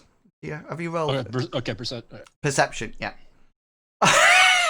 Ticket. You get a 3 point. Cyrus is so fuming that he doesn't see or notice anything. If anything, people see and notice him. I probably imagine that all of a sudden there's this fleck of red or orange sort of like flicking through his hair as he sort of like relives the pompous attitude of the merchants. So it's actually Hazra and Bartleby that actually notice it. And you notice a couple of people, and they're quite a way back from the party. And they don't seem to be doing anything suspicious. They seem to be buying bread off a market stall. And it seems to be a complete natural thing. They weren't looking at you or anything like that. It's just that you see them. And the reason you see them is because it's two people that were at the Hairy Hobgobling a night ago, if that makes sense. That as you left, they were paying attention. The table of customers. Across, and the only reason you've noticed them now is because, in Lindo, you very rarely see the same person twice in a day, but I'd just like to reiterate that both Bartleby and Hazra, when you see them, that they're not doing anything suspicious. They're literally buying bread. But you just sort of like, as Cyrus is fuming about merchants and Bartleby, you're sort of like cradling your orchid, that you can see them buying bread. And like I say, the only reason you've picked them up is because you very rarely see the same people twice, but there is somebody there and that you recognise. Yeah, so apart from that, you both meet together. And Hazra, you've teased Bartleby about his hybrid flower, and Cyrus, you've probably teased him as well about siding with merchants, etc. And so the initial voice of the confrontation has finished off. So yeah, what would you like to do? Oh yes, I think Bartleby finished by saying, Cyrus, we have some sea devils to kill. Yeah, and having said that, and then glancing and seeing those individuals, Bartleby would say, perhaps if Hengist and I go in and deal with this and figure out the best way to not let the merchants take advantage of young Zach. Those people over there look like they were, I think Hazra sees them too. Over there, the people from the bar. Maybe you guys could question them. They seem very suspicious, perhaps. So you know, Mr. Bartleby, I just noticed them myself. They're the ones that were across the table from us. Yeah, who that is them. snuck I out thought from- so. Yes. They're the Yeah, ones were. that didn't say thank you when I sent them. And Cyrus gets another passion for people who doesn't say thank you. You don't say thank you. Well, yes, insinuate. And then maybe we can meet up at the Hairy Hobgoblin after Hengist and I have figured out everything with the merchants and Zach, and you guys have found whatever secrets these strangers are hiding. They're buying bread. Can I just reiterate? Yes. They're buying bread in our town. I just think Cyrus should not be taken near people. I just think it's a Back bad. off, or I'll use my Cyrus I on you. just think Wake it's up a. tomorrow morning, guys, and Cyrus is going to set a protection racket around half of Linden. Yeah. Do you remember there was a little date in London? Was it 1666? Yeah. In Potter's Lane. Lane, yes, burning the place down. Yes, if you're We not. don't like your bread. If They you're don't not have a fire in, brigade if here. you're not in London, if you don't realise, the 1666 was the Great Fire of London, which was allegedly started in a place called Potter's Lane in a bakery. You know, so, Allegedly. hence allegedly why. Actually, Cyrus was there. I think They it, didn't it's. say a thank merchant you at the when I time. offered them. I think the saying is in 1665 London was barely alive because they had the Great Plague, and then in 1666 London burnt like sticks. You know, so that's 1 year there were Great Plague, second year, you know, and we're reliving it now with COVID, but it's across the whole. Well, actually, you've had the fires, haven't you, in America? Yep. Yeah, We no, had wildfires in our we were on state. fire for a bit, but then it started raining. Luckily, at least when in our area, it's still on fire in California. But Right, but Honestly, they don't get the rain, don't they? They're just Not really. beautiful people in California. Okay, yeah, see, that's so you always get free tanning. But you also sometimes are on fire. So you know, yeah, it's a give or take. That's it. Okay, then. Yeah. So let me get this right. Hazra and Cyrus are going to the two people who are buying bread. Yeah. In a non-confrontational I think we should way. tail them. I don't think we should Oh. just go up there. And I agree with that, to be fair. Yeah. yeah, rather I think we should than tail going them. And Okay. honestly, he's probably a better, stealthy than I am. But Well, more than, well, in cities, I'm not that, to be fair. But anyway, you don't know that. yeah. But yeah, I agree. Rather than be confrontational and going, why are you following us? Which they're not, clearly. We can just see where they're going and, yeah. Okay, then. So you're going to follow them and for a certain amount of time, or till they reach something. What's going to be the plan? I need some kind of end point. Otherwise, you're going to be following Promises, them yeah. around. So, like Yeah. 6 weeks later, you're. I just want to see if they, maybe like an hour or so, hour or two, just to Yeah, see let's if just see where they're going. if they go anywhere See if they meet- suspicious. Yeah. Okay, then. Yeah. Or meet anybody. Yeah. Okay, then. So just sort of like looking Well, at. we know Bartleby's going to be tied up for a couple of hours at the guild place because, they'll be talking. Yeah. So, work, yes. Nerds. So, so just so we know, does Cyrus or Hazra have a streetwise skill at all? I have a commerce. That's about it. You must have more Just- skills than just commerce. Does any of you have a streetwise skill? No. No, I'm not very wise. with Okay the then. streets. So what we're going to do, we're going to revert it to stealth then. And if you were stealthing, you could, if you had streetwise, you could have augmented your stealth with it. Who has the what are your stealth skills between you? Mine's 41. Mine's 78. Okay, so here's what we're going to. This is what we normally do. Hazra, your stealth skill is probably related to outdoors. Outside, yes. Mine's So screwed inside. so it's up to you who does what here. Okay, then. I So prefer to augment Captain Kangaroo, even though, because my stealth is mainly outside. In the city, Hazra is absolutely rubbish. okay, then. So He's been lucky in the past. So therefore, when you augment Captain Cyrus's, you will not be able to use your full skill because of what you've just said. So what we'll do is that you can augment half of your skill onto your stealth, Cyrus. Your stealth is probably more suitable for, normal everyday buildings and camps and things like that. So what will half you trees? What's your skill? 79, did you say? 78, so that means 17. Yeah, so augment it with 78, did you say? Yeah, 8. Yeah, 78. Yeah. 78, so it'll go up to 8 and then double, so it'd be 16 onto your skill. Not 17. Because it'd be 16 point. You round it on the first bit. Oh, do you? Sorry. Yeah. Okay. So it's 10%, which would be 7.8. That will round up to 8 and then double it up. Yeah.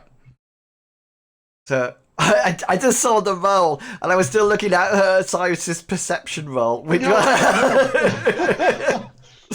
yeah. So roll. You've got Stealth. yeah, but you 16 to 16 on the your temp. temp. Yeah. So if you expand the alright. column, then and then you roll it.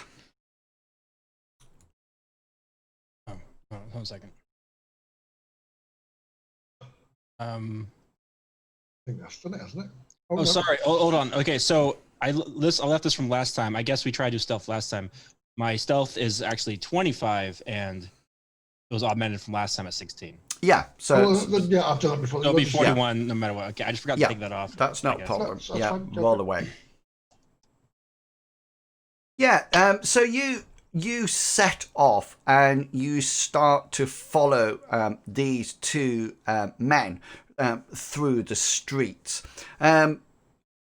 Hengist and Bartleby, what's going to be your plan?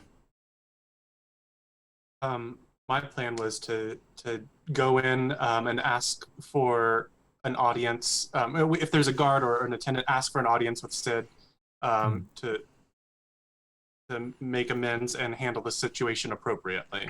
Okay, then. And I would make it clear that the plant I brought was a gift, so that whoever I talked to would be like, Yeah, okay then. Report a gift. So you roll your influence because you actually bought something appropriate earlier on, and it was appropriate. You rolled for that, and you've got it as a bargain price. Then instead of being standard for your roll, this is going to be easy.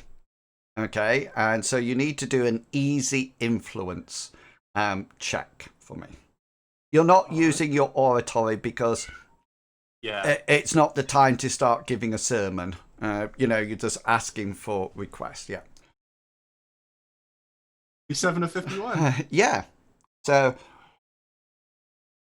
The rules this game. you sort of like get escorted into the building, and you convince the merchant guard, and they go off and talk to somebody, and they agree to see you, and you're sort of like ushered into a room. The person says to you that Sid is currently not available. He's at Count Bastion's palace or castle on the hill, but the deputy in charge will come down and talk to you. Her name happens to be Rose, and she's going to come and discuss with you. Cyrus and Hazra, you are following these people round. And Hazra, I'm not going to ask you to roll for this because both Hazra and Cyrus, you would notice what they're doing. Because of your general background and culture, etc., you're quite used to what they're doing. They seem to be buying things for a trip, an expedition or something. They're buying food in the form of bread. However, they're buying dried meat and dried fruit. And they're buying a couple of water skins, and bed rolls and things like that. It's something that you're both very familiar doing. Cyrus, because you're used to the army life and strategic and camping, etc., and Hazard, because you live outdoors, and both of you have prepared for trips, and you sort of like watch them. And the other thing that I have to say at this point is that your stealth roll, they don't seem to have noticed you. Your stealth roll has been enough to keep them unaware.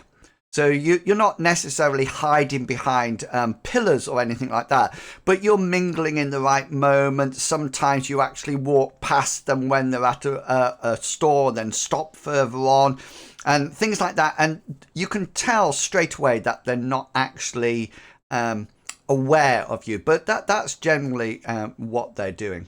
Is there anything that you would like to do action-wise? Or you can just keep following them. I'm quite happy to keep following them unless Cyrus has an idea. I don't want to be wasting their time. These guys could be nobody, but at the same time, let's stick around just a bit longer. Give it about another hour. See where they end up. Maybe if they go back to the Hobgoblin, that we know they're probably just hanging out there, or if we happen to run into any merchants or something, you can kill them. Burn them at the stake. Merchant, it's just ash. I'm going to make a note. The merchant is just pre-ash, really. I'm actually going to call the next merchant Ash, and then Ashen, and Burning Bright. What is your name, Burning? What's your name? It's Mr. Kindling. Yeah, Kindling. That's incinerate. Yes. Yeah. So you're sort of like arsonist. Yeah. My name's Ars. My second name's Ernest. This is my son, Ernest. Yeah. So you'll carry on following them around, and they do progress. And they end up, I'm going to ping the map, they end up in this area up here. And this area round this northern gate is well known for Hairy Hobgobling. Cyrus is number 1 down here. Got it. Number 3 is Bartleby's Friend of the Guards pub. That's where he hangs out with the gardener. And number 2 is, I think is that your house, Hengist? That's Hengist's house, yes. I can't remember if it was my house or if it was Ika Macduff's. Oh, I think it's Ika Macduff's, but she's I live in that area. Yeah, she's dead now. So Is she? Yeah, I think I thought she took over the Macduff clan. Oh yes, Bartleby gave her a bird. Yeah, that's right. So, and this group sort of like of buildings around here, you both, Cyrus, just roll a locale skill for me, please. Oh! Well, I was going to give you limited. That's the second one today. I know. You're rolling it. Somebody check his roll 20. Check his roll. Don't 1d1 Turn that code off. You don't want a 1. You want a higher roll than that. If it gets a 2. Yeah, and still a crit. Yeah. So Cyrus, you're very used to this area of the towns, mainly because you've often camped in it or stayed in it as part of the army as it moves around. Around this sort of like gatehouses, there tends to be a lot of very cheap almost like travel rest places. Very cheap food, no a la carte menu or something like that. Just a pot of meat stew with very little meat in it over this stove, and maybe dried bread. And then there has communal sleeping areas upstairs, so one huge dormitory with a number of beds, and if you pay a little bit extra, they drape a blanket between you and the next person for privacy. And apart from that, they're very common in towns. There's also often where the shall we say the ladies of the night frequent a lot. That would make more sense of why I know this place so well. Yeah. So you sort of like see a couple, and they seem to be these sort of like people in this area as you sort of like track these and follow these people through the street, and they seem to go into one area, one building. But there is something you notice before they go into the building. As you're sort of like coming from this direction up to the main gate, and they're probably coming into this building, and you notice that there's another two of them sat on the inside of the gate, past the soldiers, just sort of like as if they're sat and waiting for something.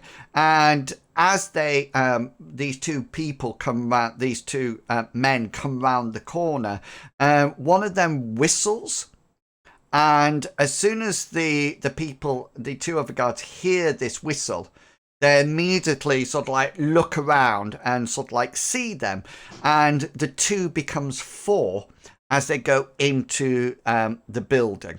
So my question would be, do you wish to follow them into the building, or do you wish to return to meeting at the Hobgoblin? I'm assuming you're going to meet at the Hobgoblin, once you've both done your bits. Yeah. Are you going in? Here's the thing. If we go into the building, there's possibility they might notice, especially if we're not supposed to be in there. Cyrus and Hazra, you can have a discussion now.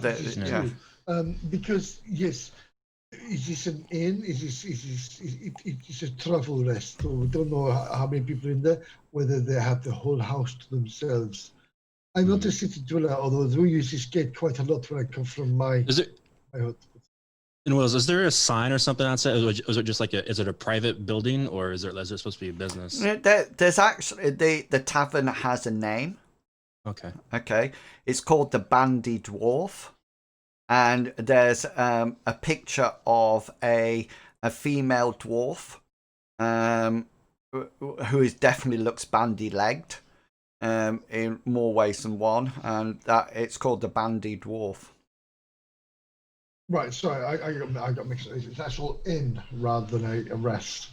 It's a rest place. Yeah, I mean all of them have names. One's called the Pox-Ridden Troll. You know, the majority of there's sort of like a theme going round with the names of the bars. Cyrus, let's go. Let's go to the Pox-Ridden Troll. Let's have a drink, shall we? Let's just go in there and just have a little drink between us. Get to know each other a bit more and perhaps have a look around. Azra, I want you to know this. And I want you to look me straight in the eye. I will look you. If I ever turn down a drink, I want you to murder me. I will quite slice my head right off. You know I will, because it's what I do. Cyrus, just so you know, and I'm going to give you this information from your locale crit roll that you get. You are aware that both the food and the beverages in these places are normally quite rotten off or watered down. You know, it's not, you know, if you get ale or wine or something, it's not going to be the top quality. It's going to be several rows diluted. But you're quite welcome to go in. It's just I'm just giving you that information because of your No, I think I understand that, but I think that to make up for that, which means I have to buy more drinks. So, this place that we're about to walk in, I'm assuming I've been here before. Is it a big place, so we're not going to be too noticeable? Well, I think you're going to be more noticeable than Hazra, because you're carrying. Do you have your glaive with you? Which is like 2 meters. No, I wouldn't have my glaive. Okay then, but you are dressed as a wizard of the sorcerer of the Red Order. Mm-hmm. So you wouldn't be noticeable as Cyrus. You will be noticeable, however, of a sorcerer of the Red Order. Hazra, do you have your spear? Oh no, you don't have a spear. No, I don't have a scimitar. Laughing up. Wait, what happened? Somebody I took this fish thing and it swam off. is it? A sea goblin? Oh yeah. Impaled it. He got and his- then It's it the ran wyvern away. all over again. Yeah, it got impaled on his leg, and then it fell overboard with the spear. Yeah, I run out of blood.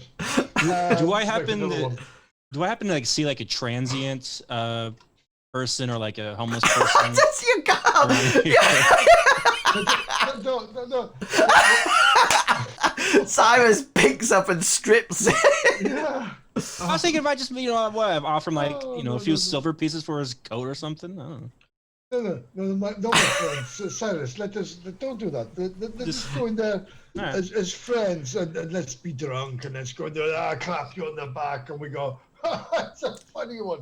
Okay. Let's see what this place is like. We are new to the city. Okay, so Right. in you go to the tavern. Just so you know, I'm going to pop back to Hengist and Bartleby in a second, but just to give you the general layout, there is definitely one big, almost like tap room, tavern-like thing down at the bottom. There is a huge fire, a chimney, a fireplace at one side that has this, could only be called as a cauldron-like pot. There's something blupping and bubbling in it now and again. It seems to be quite watery, and you see that various people are eating contents out of pewter bowls with wooden spoons and something. It seems to be some kind of broth or stew. And they seem to have chunks of bread, and they seem to have pewter tankards that they are drinking out of. And you notice some people ordering food. It's not table service. You go to what appears to be a bar, and there seems to be bottles there, and there seems to be one man and what seems to be some kind of serving wench going around. Cleaning tables is probably not the correct word. She's just spreading whatever was on it around. Her spit on Yeah, the you, tables. know, so anything that was on it, she's just sort of like spreading it round. So, and because it's then in an even spread, there is tables that you can sit at if you wish. So you probably go in and order something to drink, is that, and then find a table to sit. Does that sound right? Yeah, Exactly. hopefully maybe if we can search out our buddies, see if maybe it's a table we can kind of see them, but maybe it's not Okay too then. by itself, so we're not too noticeable. I was just thinking about an idea there. We'll see. I'll come up with. I was just wondering whether or not we can actually, because that wouldn't be a skill, wouldn't it? And I'm just sort of like thinking, luck will have it. How lucky would you have to be to actually sit next to it? And I'm sort of thinking, yeah, if you spend a point of luck, you can sit right behind them. I really like that Yeah, idea. no, honestly, I would spend the luck point right now to And so sit right next to them. So you spend that luck point and you manage to get a table very close to them, perfect earshot. You can hear, they're literally just behind you, and they haven't noticed you. You're sort of like sat on one table and they're busy talking, and you, I assume, eavesdropping in on the conversation. Yeah, eavesdropping, but we'll also be like chit and chatting between us about Yes, the weather and yeah. stuff. And luck is Sit there on your quietly is a big boy. luck is on your side, and the alcohol is quite watered down, but luck is on your side because both of you have some kind of description of foam on the top. Probably small bubbles is probably more an accurate word, but you're not too sure what it, but there's definitely some frothy stuff on the top, as luck would have it.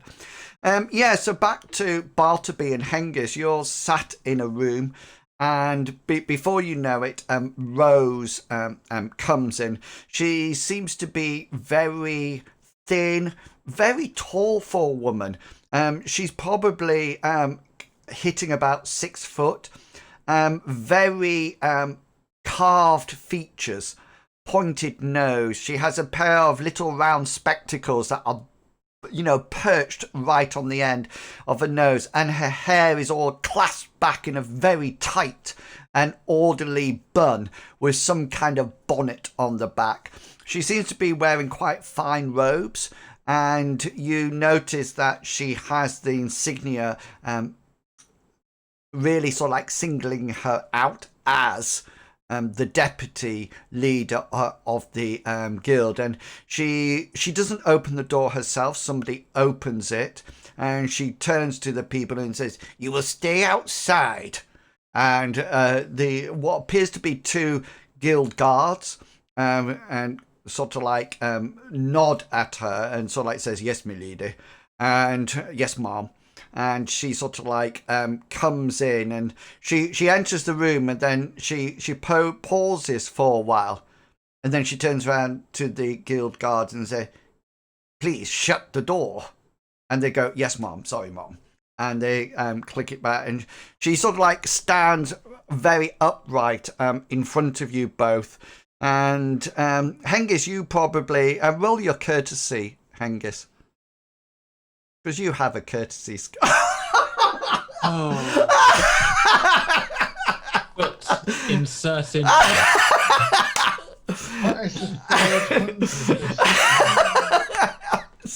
Oh, well, on the plus side... Have you noticed? So Cyrus gets a 1, and the next roll is 100.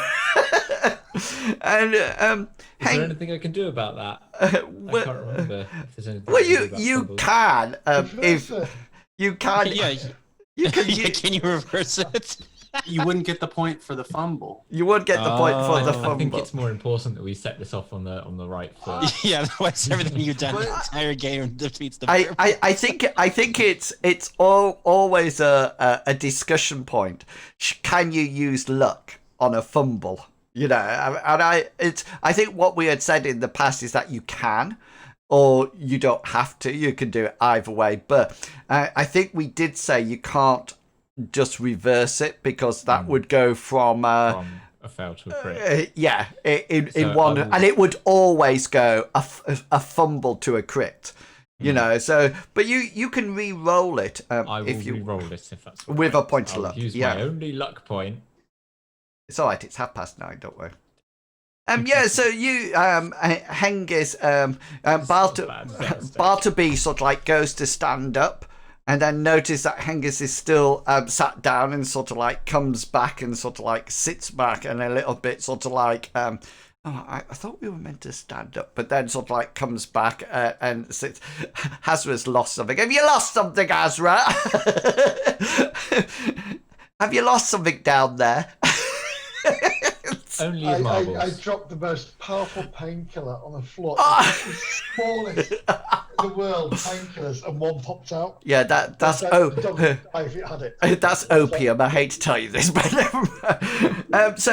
and Bartleby, you sort of like go to stand up, and then you notice that Hengist is still sat down. You sort of think, I sit down. And Hengist, you're quite upright and bolt upright. You're not lounging or anything like that. It wasn't that much of a fail of a roll. Just to let you know, if you had kept your fumble, you would have been lounging back, legs apart. And so, like, as Rose... on the table. Yeah, and you would have said, as she comes in, you would have said, all right? Or something like that. So she's there, and her hands are clasped like this, slightly under bust. And she sort of like looks at you both, And you notice she almost gives a very faint tut when you both don't get up. And she sort of goes, and she says, my name is Rose, and I have been led to believe that you wish to talk to the guild master. Sid is he is not available at the present moment in time. I am happy to relay your request or to deal with your business here now. Well, I am Bartleby Fumus of the Church of Amriel, and this is Hengist of House Galat. Hengist, roll your famed warrior. He sort of like work twice in a second. she sort of like nods at you as if she know. Roll your order of Amriel.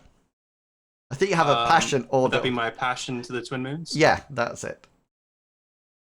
Oh yes, and she sort of like nods at you and says, "Your work is well known, Bartleby.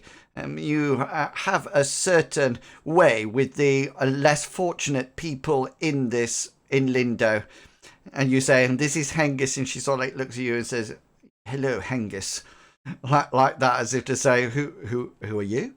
And she returns to you, Bartleby, and says, "And your business here today at the guild?"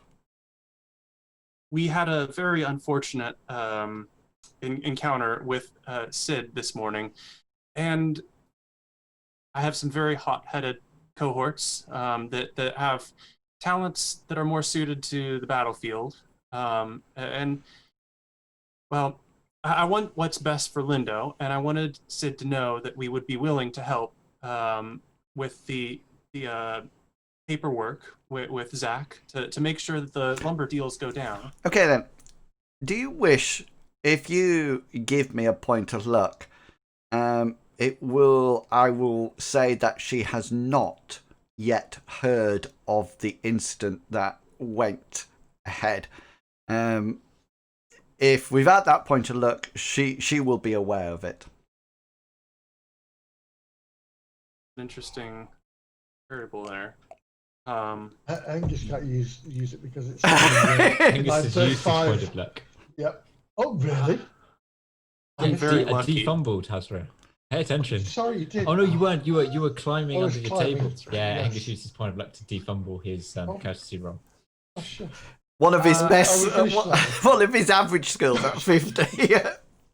I think I will take you up on that. I'll spend a point of luck, and she won't have heard about it, I guess. Okay then. So just to let you know, that means that when you are having your influence rolls, it will just be a standard or easy, depending how it goes now. If she hadn't known, then your difficulty to woo her would have been significantly higher. Gotcha. But she's actually not aware. And she sort of like says, I am being busy in my office most of the day. I am not aware of what's actually gone on. But how can I assist you at this present moment in time? And she pushes her glasses slightly higher. Well, I would like to meet with Sid again, if he is willing to look past this incident, in order to help make the contract between the Merchants Guild here and Zach, the representative of the ill-fated company that has arrived with logs. Make sure everything goes through well. Sid is currently at Count Bastion's abode. We expect for him to be in trade negotiations for most of the day. And maybe, I would be willing to meet again at some point. And maybe perhaps even into the evening. Count Bastion has a certain standard for entertainment after business transactions. See. Do you have a somewhere that I can send a message, that I can send a bluebird to? The Hairy Hobgoblin would be the most likely place that me and my cohorts would be. Oh. For one moment I thought it would be to your church. But if you would prefer if you frequent a Hairy Hobgoblin tavern more than your church, then, well, I suppose that is your own business. That's understandable. I'm a man of the people, and when I'm most free, I'm usually in town and about. When I'm at my church, my time is dedicated to Amriel and the worshipping of her. And what is that? The worshipping of Amriel? No, the orchid. Oh, yes. I forgot. It's actually lighter than it looks. This vase looks quite heavy, but it's almost weightless in your arms. I brought this as a token of apology for my cohorts and the words that they may have said to Sid. I thought it would be very beautiful in your merchant hall, representing the accomplishments of the merchants and artisans around. Well, you can roll your influence now, I think. Excellent. 21 of 51. But she gets a 50, which means she has succeeded and she actually beats your score. So she says, "For one moment, I thought you were bringing me flowers. You may leave it on the table. I will communicate with him your desire. I must admit, this is the first time that anybody has bought Sid flowers. But the vase is of a suitable quality. Let's just make her almost well. It is suitable. It is well priced. I'm sure he will soon be able to pass it on if need be." But whatever he wishes to do with it, I'll set it on the table. I very much appreciate your time, Rose. My cohort and I should probably make our leave. And I appreciate you wasting my time. And she turns around and she walks 2 steps to the door, and the door remains closed. And she waits for a while. She goes, "Door!"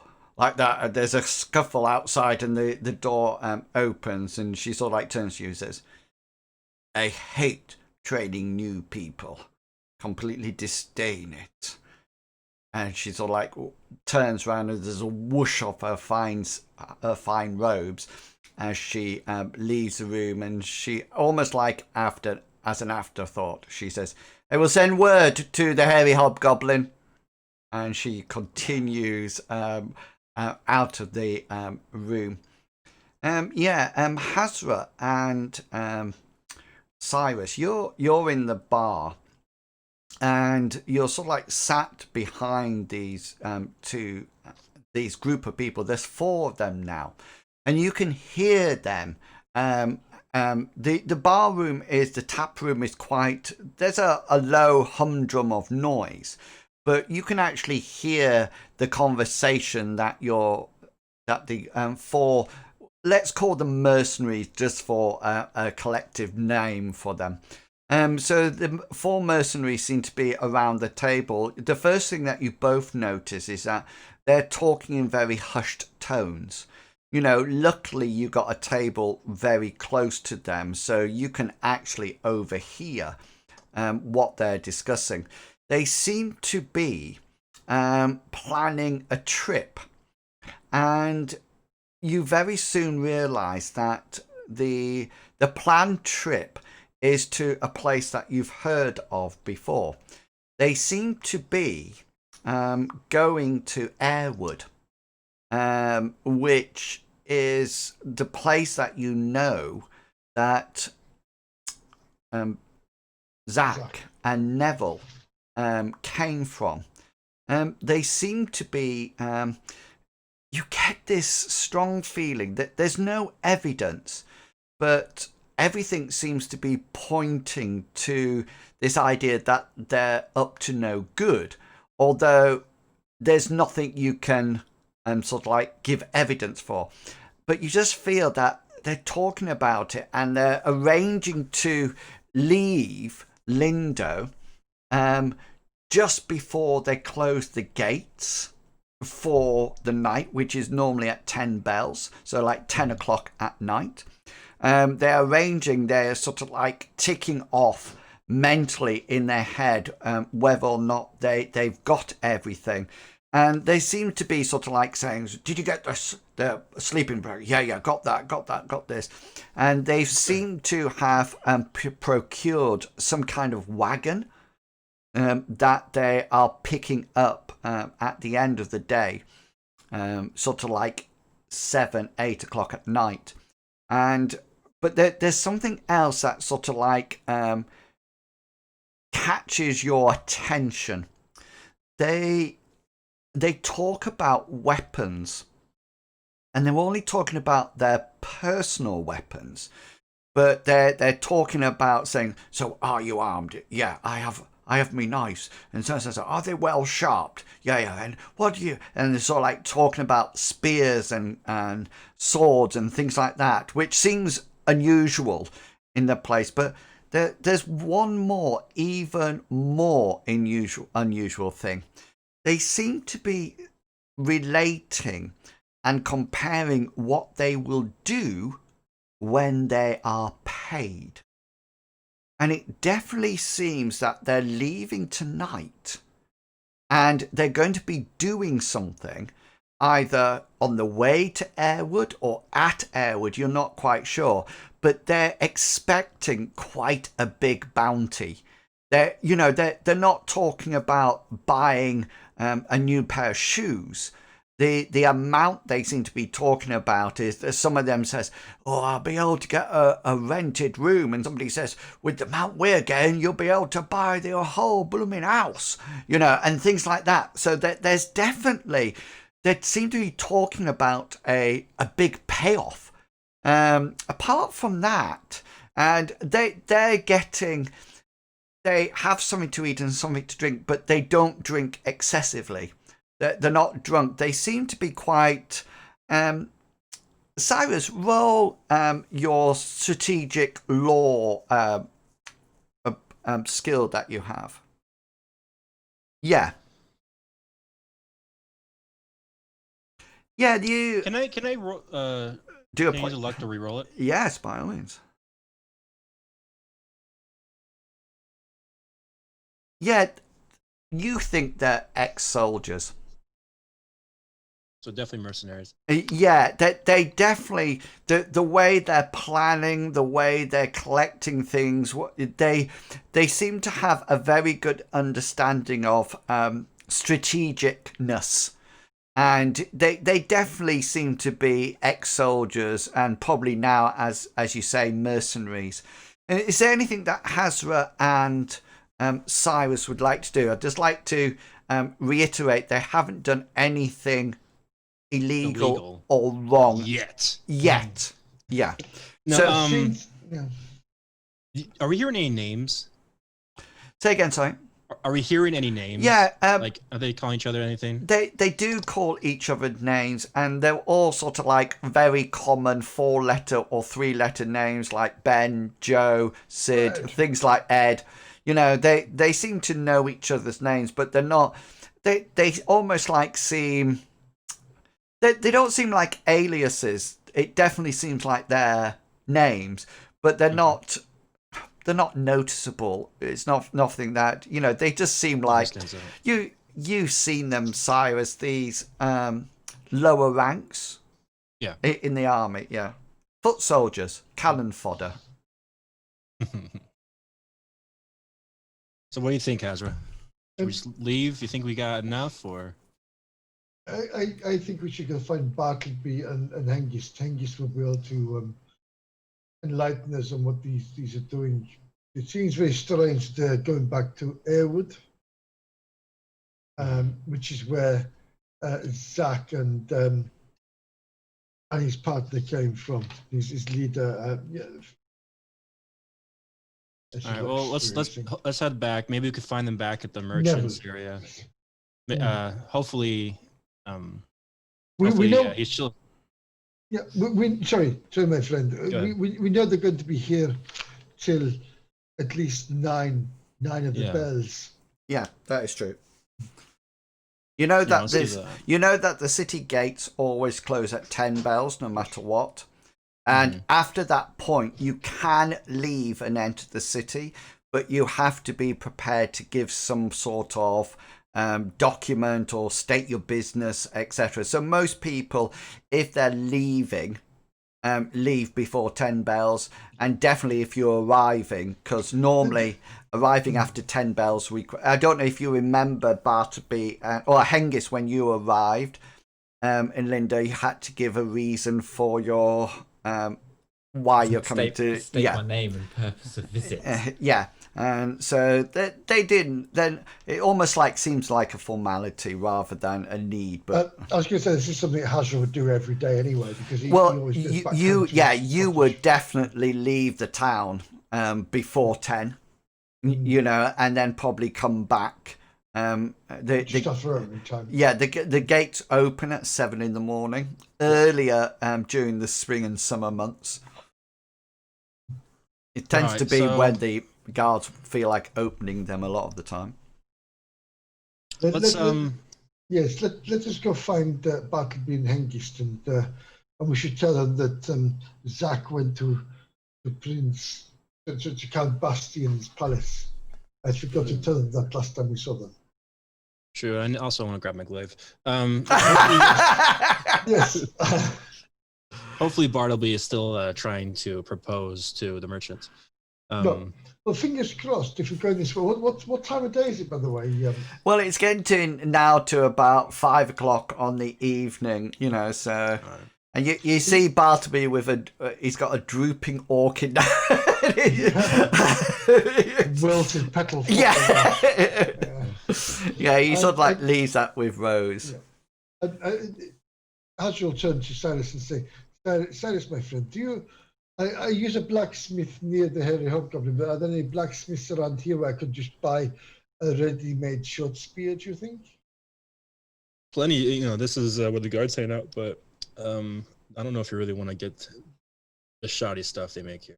Well, I think you probably want to go a little true. further. I normally have a special made by my ancestors' blood, but time's short, and I can't wait for that at the moment. Yeah, should I roll a commerce skill, or do I have to do that again? Do you wish to buy a sword for a spear for Hazra? Yeah, I want to buy a spear for or myself. I'll just show him where in the area a blacksmith would be. Okay then. So so the first thing you will have to do, who's buying it? Hazra. Yes. Okay, so Hazra, you need to make a custom roll. Okay, now hang on. Have you rolled it? No. But the first thing is yours is going to be at hard rather than standard. And so if you roll that first, and then tell me what that is. So Could I assist him? 32, Does it have a 33 commerce? formidable. So what I've used your commerce for as an automatic roll, Cyrus, is to get him to a place that he could probably buy a reasonable spear. So he has the opportunity now he will get a good spear. That's thing. It's whether or not what he pays for it. That is the interesting thing. So are you using do you have a commerce skill? I don't, sadly, no. Okay, so what you need to do, you need to roll your influence skill, and your success means that it will be at a standard. And I'm rolling my commerce skill, but my commerce skill is at an easy. Could I use a point of luck to reverse my influence, please? To a 5. Yeah. So that means that you do buy a spear, and He's very eager to buy a spear. yeah. And what happens? Therefore, would that give you? Would that, if it's 05, would that give you? The easiest. The easiest my way. standard is 43, so yes. Yeah, the easiest way to do it is just look at a skill that's roughly 50, and then it'll just. It should be 10%.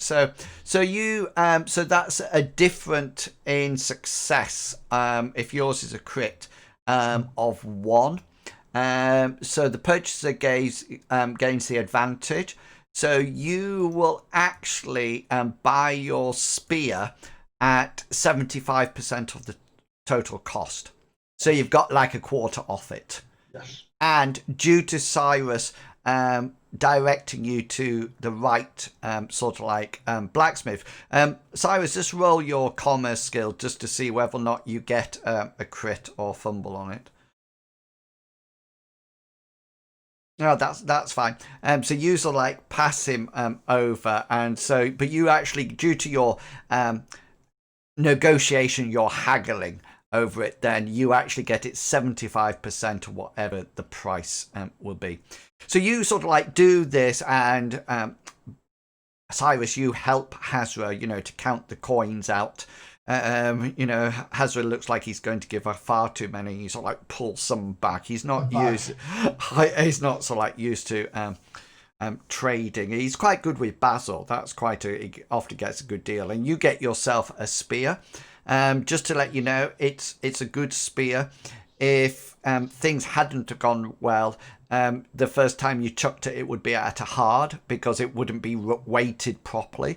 But this blacksmith has actually, well, it's probably a weaponsmith rather than just a blacksmith, has attached it to the shaft really well. It looks like it's good light wood that allows you to thrust with it, but also lob it as well. And you're then heading back to the Hairy Hobgoblin. And you sort of like are coming down one street as Bartleby and Hengist are coming down the other street.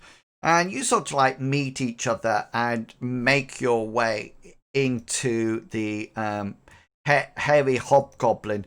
Is there anything you would like to do? Don't worry, Hengist, you're coming on in a second. I just assumed he'd had a haircut. Yeah. Here you go. Suddenly drew an affinity for hammers. Yeah, there you go. Put you at the head of the table because that's where you belong. In charge of everything. Yeah, and Ben comes along and meets you for a friendly drink at the end of the day. I just need to know, before we go any further, because we're coming to the end, obviously, I assume we're going to tell each other of what you found out, etc. Is the idea, are you leaving at a certain time? Are you going to go and try to find these mercenaries? Or what's actually going to be the problem? Or how are you actually going to spend the evening? That's all I need to know. Well, Hazra is a little bit concerned because these, as you've said previously, these mercenaries haven't actually done anything wrong. They've been for a drink in the Hairy Hobgoblin. They've bought groceries. To go to Ironwood. They've been to Aldi. Aldi. They might be on a caravan, guarding a caravan out. They might be just travelling there to go and meet some friends, go on holiday, but it's a dodgy road. They've been buying loo rolls in case they get locked down. It's just for once I agree with you guys, but I don't know. There's just something about the way they were talking that seemed like there was some mischievous could always intentions. You could always be friendly, Cyrus, and go over and buy them a pint. He's done that get already. them chatting. I did that already. They didn't say thank you. Passion against mercenaries who do not. He's right. Sorry, can I just say, Cyrus, I can read Bartleby's mind now, and he's going to cast that calm spell on you. I just know the next time you get irate, he's just going to say, sorry, I'm casting calm on you. What do you mean irate next time he's in public? So essentially what you're trying to say is that he's essentially going to like give me oxy. Amriel says you need to chill out for a little bit. Bask in her warmth. Yeah, this is cool off, buddy. Or Bartleby's going to look at Hazra and say, Hazra, charge for your services. Hazra, can you take the dog out, please? How they like the flower that you sent to Bartleby? As I already told you guys, and Hengist can back me up here, absolutely flawless success there. I think I'm going to get this trade deal to go through. And I haven't seen the paperwork yet, but here's what I think, based on what you guys just told me about your bar adventure. I think that there is a major, massive trade deal going down to get tons of lumber here. I mean, we know that's just fact. But these guys, they came about the same time, so they probably met up with Zach and Neville. Neville. Neville. Yeah. And so I bet they're just protecting this big shipment. Because if they protect a big shipment like this, probably going to be a big cut of the loot for them. I agree, but did you go to Count Bastion's to talk to Zach to find out what was, to make sure he was safe there and he was not being hoodwinked by these merchants? Bartleby and Cyrus, could you roll your commerce skill? Both of you, please. Bartleby's commerce? Yeah. I think you're the only two that have commerce. Yeah. That's fair. I also have bureaucracy, but... Oh, What's can I spend a point of luck to reverse? Yeah, by all means. Yeah, I'll take it. You know what? I'm gonna re-roll to see. Because we're 2 minutes before the end. The dragon's not gonna come by and kill us all. To make him re-roll. Do you want to know? I think there should be a secret timer that you never know when the session is going to end. Like in a soccer game? Yeah, when there's additional time, but you don't really know exactly how much time. Yeah, they just make it up. So just to let football game. Football game. Not soccer. Bartleby, you sort of like listening to the rapport that you and the bantering backwards and forwards, and you suddenly think that's quite unusual.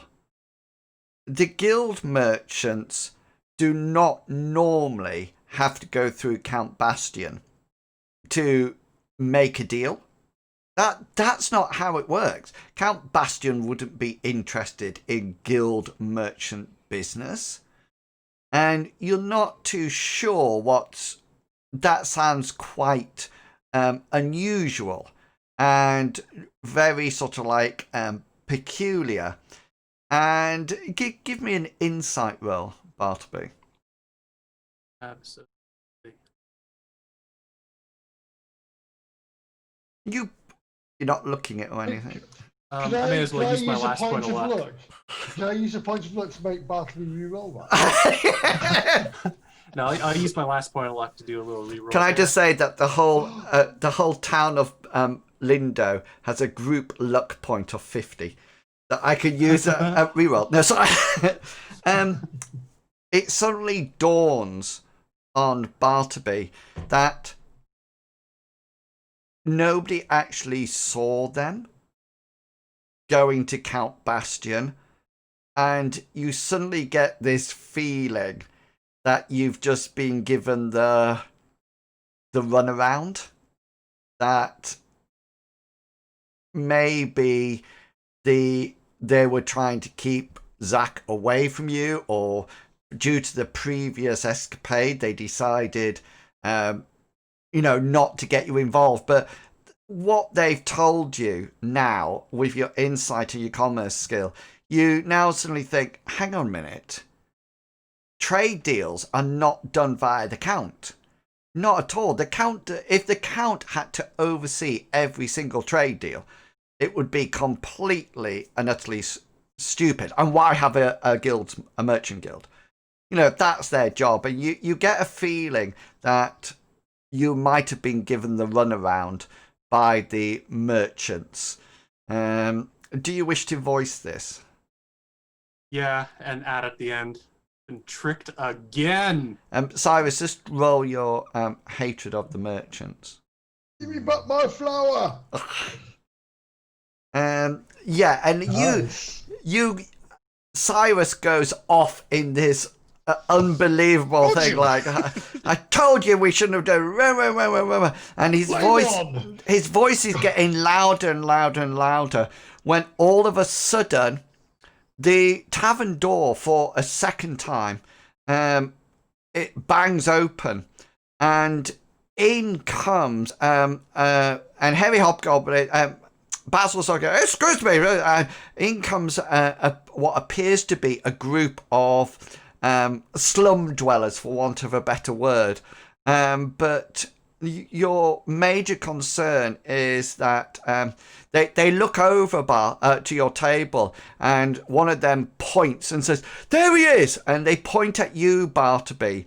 And as you gaze over, you notice that this woman is cradling in her arms what appears to be a young child, maybe 6, 7, 8 year old, and she seems to have lacerations down her leg, and her mom's crying, and she sort of like looks at you, Bartleby, and says, "You are going to protect us from the sea devils!